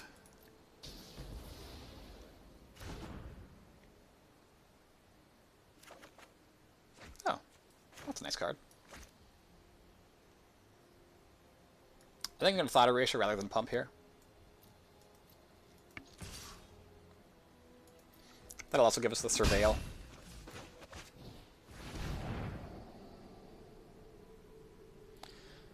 pretty sure we have to ditch Soren because the floor of Soren is he gets back whatever we ditched, and yeah, they've got the colors for pretty much anything here. So we can get rid of Soren, we can Noxious Grasp Shalai if she comes out. There's our 4th land for Kefnet, so that's pretty good.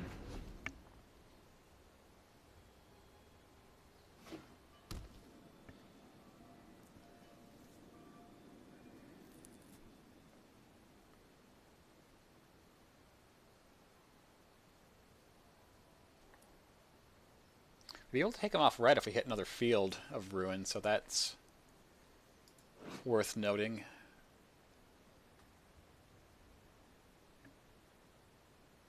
That's really cool art. Taking them a bit to decide what they want to do with their turn here.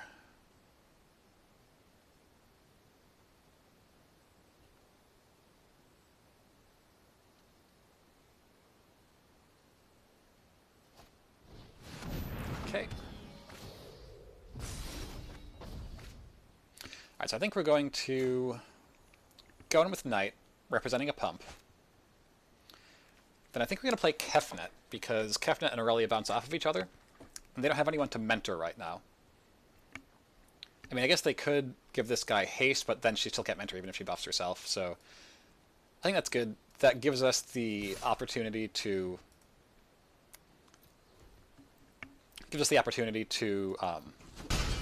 get a nice spell off the top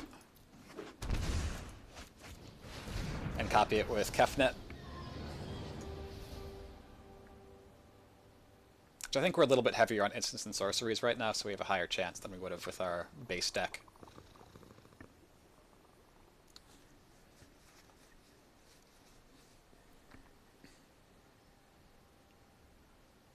I guess the downside of this is that if they cast Shalai, then we can't Noxious Grasp Aurelia, but I feel like we need to Noxious Grasp Shalai anyways, because they have more dangerous cards than Aurelia, and she's just going to shut off our removal. So she's probably the target we have to hit anyways.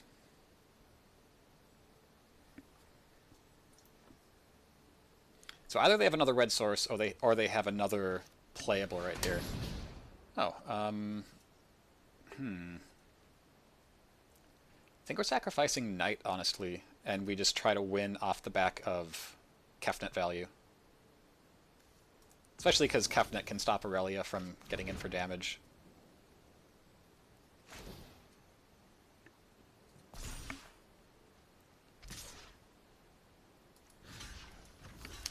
Well, let's hope they don't have Disfigure, but we're not going to let them just get in for free.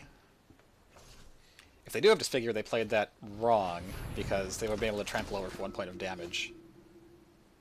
You will not reveal that. I mean, we'll reveal it, but we'll reveal it like this.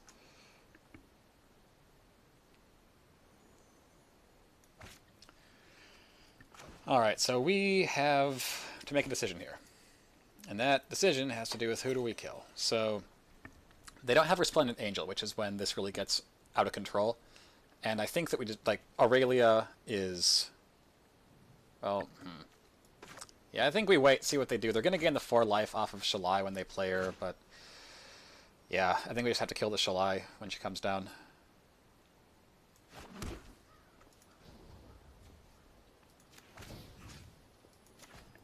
Take him off red again. Turn Skargan Hellkite off. And Kalia. And we'll take black this time.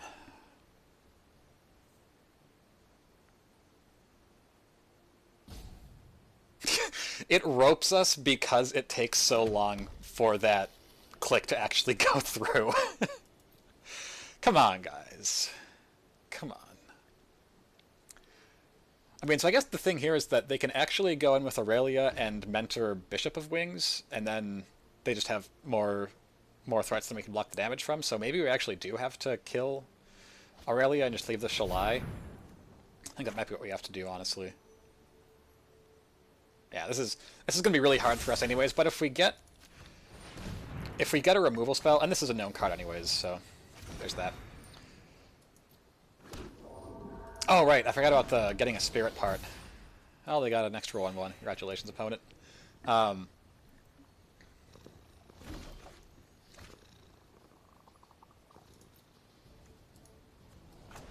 This card is going to do stone nothing for a while. I mean, at least we're stopping their Shalai with our Kefnet. Like, they can't even bluff that they have a Disfigure or something like that. Alright, let's reveal another Thief of Sanity.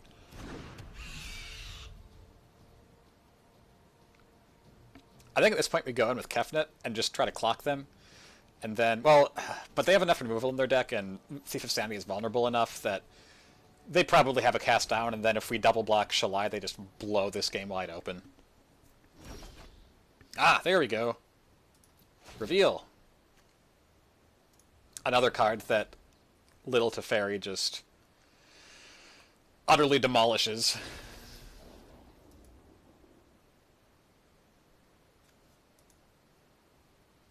Yes, done. Done, please. What? Oh, because they have hexproof.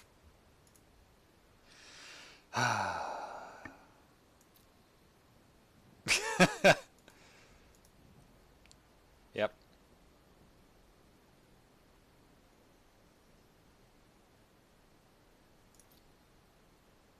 Yep. Well, we hit a card off of Kefnet. Good job, us. Okay, so there's their red. So I'm guessing this is going to be a Kalia, probably, because they can't Hellkite. Yep.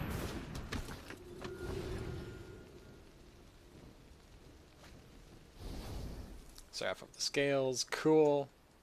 Thief of Sanity feels so bad in this matchup. Imagine if these were Regisars. So Cast Down doesn't kill Shalai.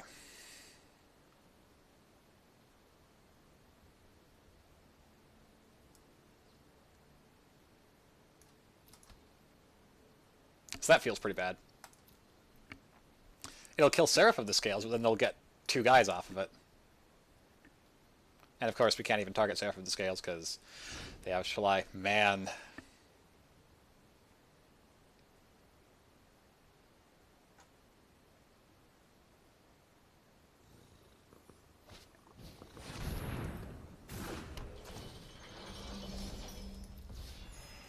Gain some life. At least if they, at least they don't have a Resplendent Angel down, so they're not getting extra tokens off of every turn they play an Angel.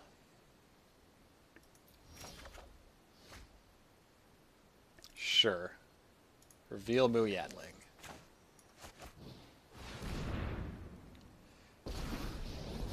Guess who doesn't have flying anymore, Shalai? All you have to do with Come on. listen. Do not challenge a rage. So it looks like our out would have been to attack in with our side at some point and get 1 Thief of Sanity in. Try to win off that. But back when they only had 1 flyer, it seemed like, you know, we get a Vraska's Contempt or something, or another Noxious Grasp, and then we're just back in the game. You know what would be really great right now would be a Snapcaster Mage. Snapcaster Mage would be so wonderful. Look at all these nice spells we could flash back. Oh, we've actually cast 2 of our Noxious Grasp. I thought we'd only cast 1. Bye, Moo. Obviously, we just need to be on the game plan where we find more Field of Ruin than they find red sources. That is the solution to all of our problems. Well, there's the Contempt. The question is it way too late? Answer is probably.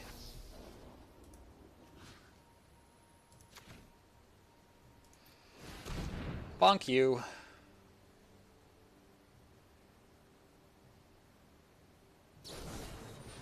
Oh, come on.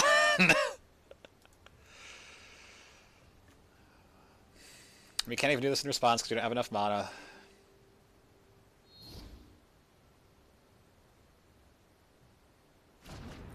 This is so punishing. So I think the thing is that they probably would have just killed us at this point if we wouldn't have gotten rid of their Aurelia, because at the time we had no way of killing Aurelia when she swung in, and she could just be mentoring whatever they had, which we also couldn't kill. So I think that that was still the right play, even though this just feels so terrible sitting here with a side that does nothing. Just having to hope for top decks that can deal with something that they have. Yeah, what we need right now is we need sleep. If we got a sleep, tap down their side, get in with 2 Thief of Sanities, cast it for 2 mana and no cards off of Kefnet, do it again a couple turns later. That's clearly what we need for this matchup. Need a couple of sleeps in the sideboard.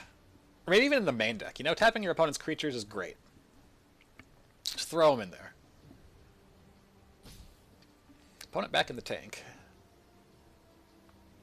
And it's not even because they have to select a basic out of their library.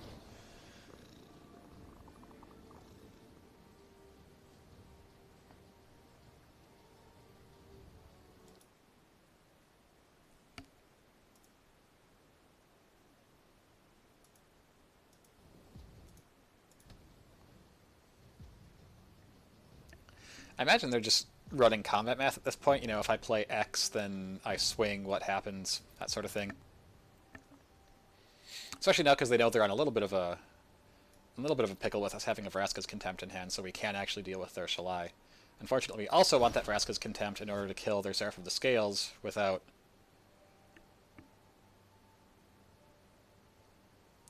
Yes.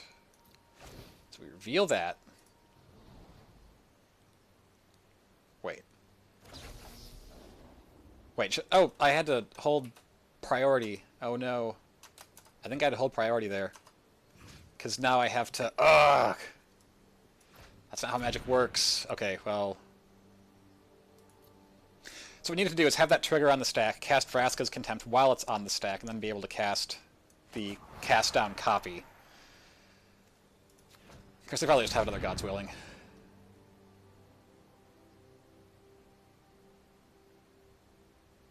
Oh my god, it resolved. So now I feel terrible about this because I'm pretty sure that works because Kefnet's trigger goes off. You don't have to select a target yet. Then you can just, while this is on the stack, well this trigger is on the stack, but cast down is not on the stack yet.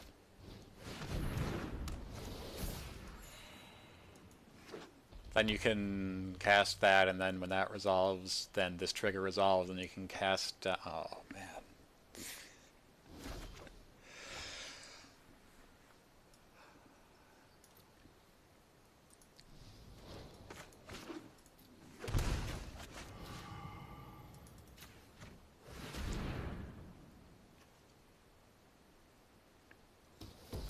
Then we can cast on their Bishop of Wings.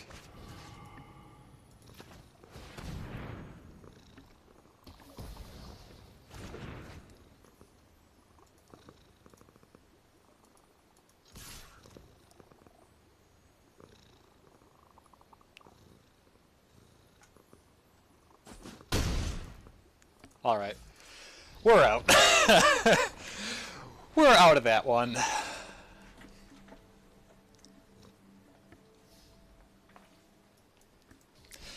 It was really fun to see the deck come together like that, though. That was cool. Oh no! What? I didn't mean to. I wanted to go into decks. Okay, good. Okay. So I actually just wanted to go into decks and look at that. How long have we been streaming here?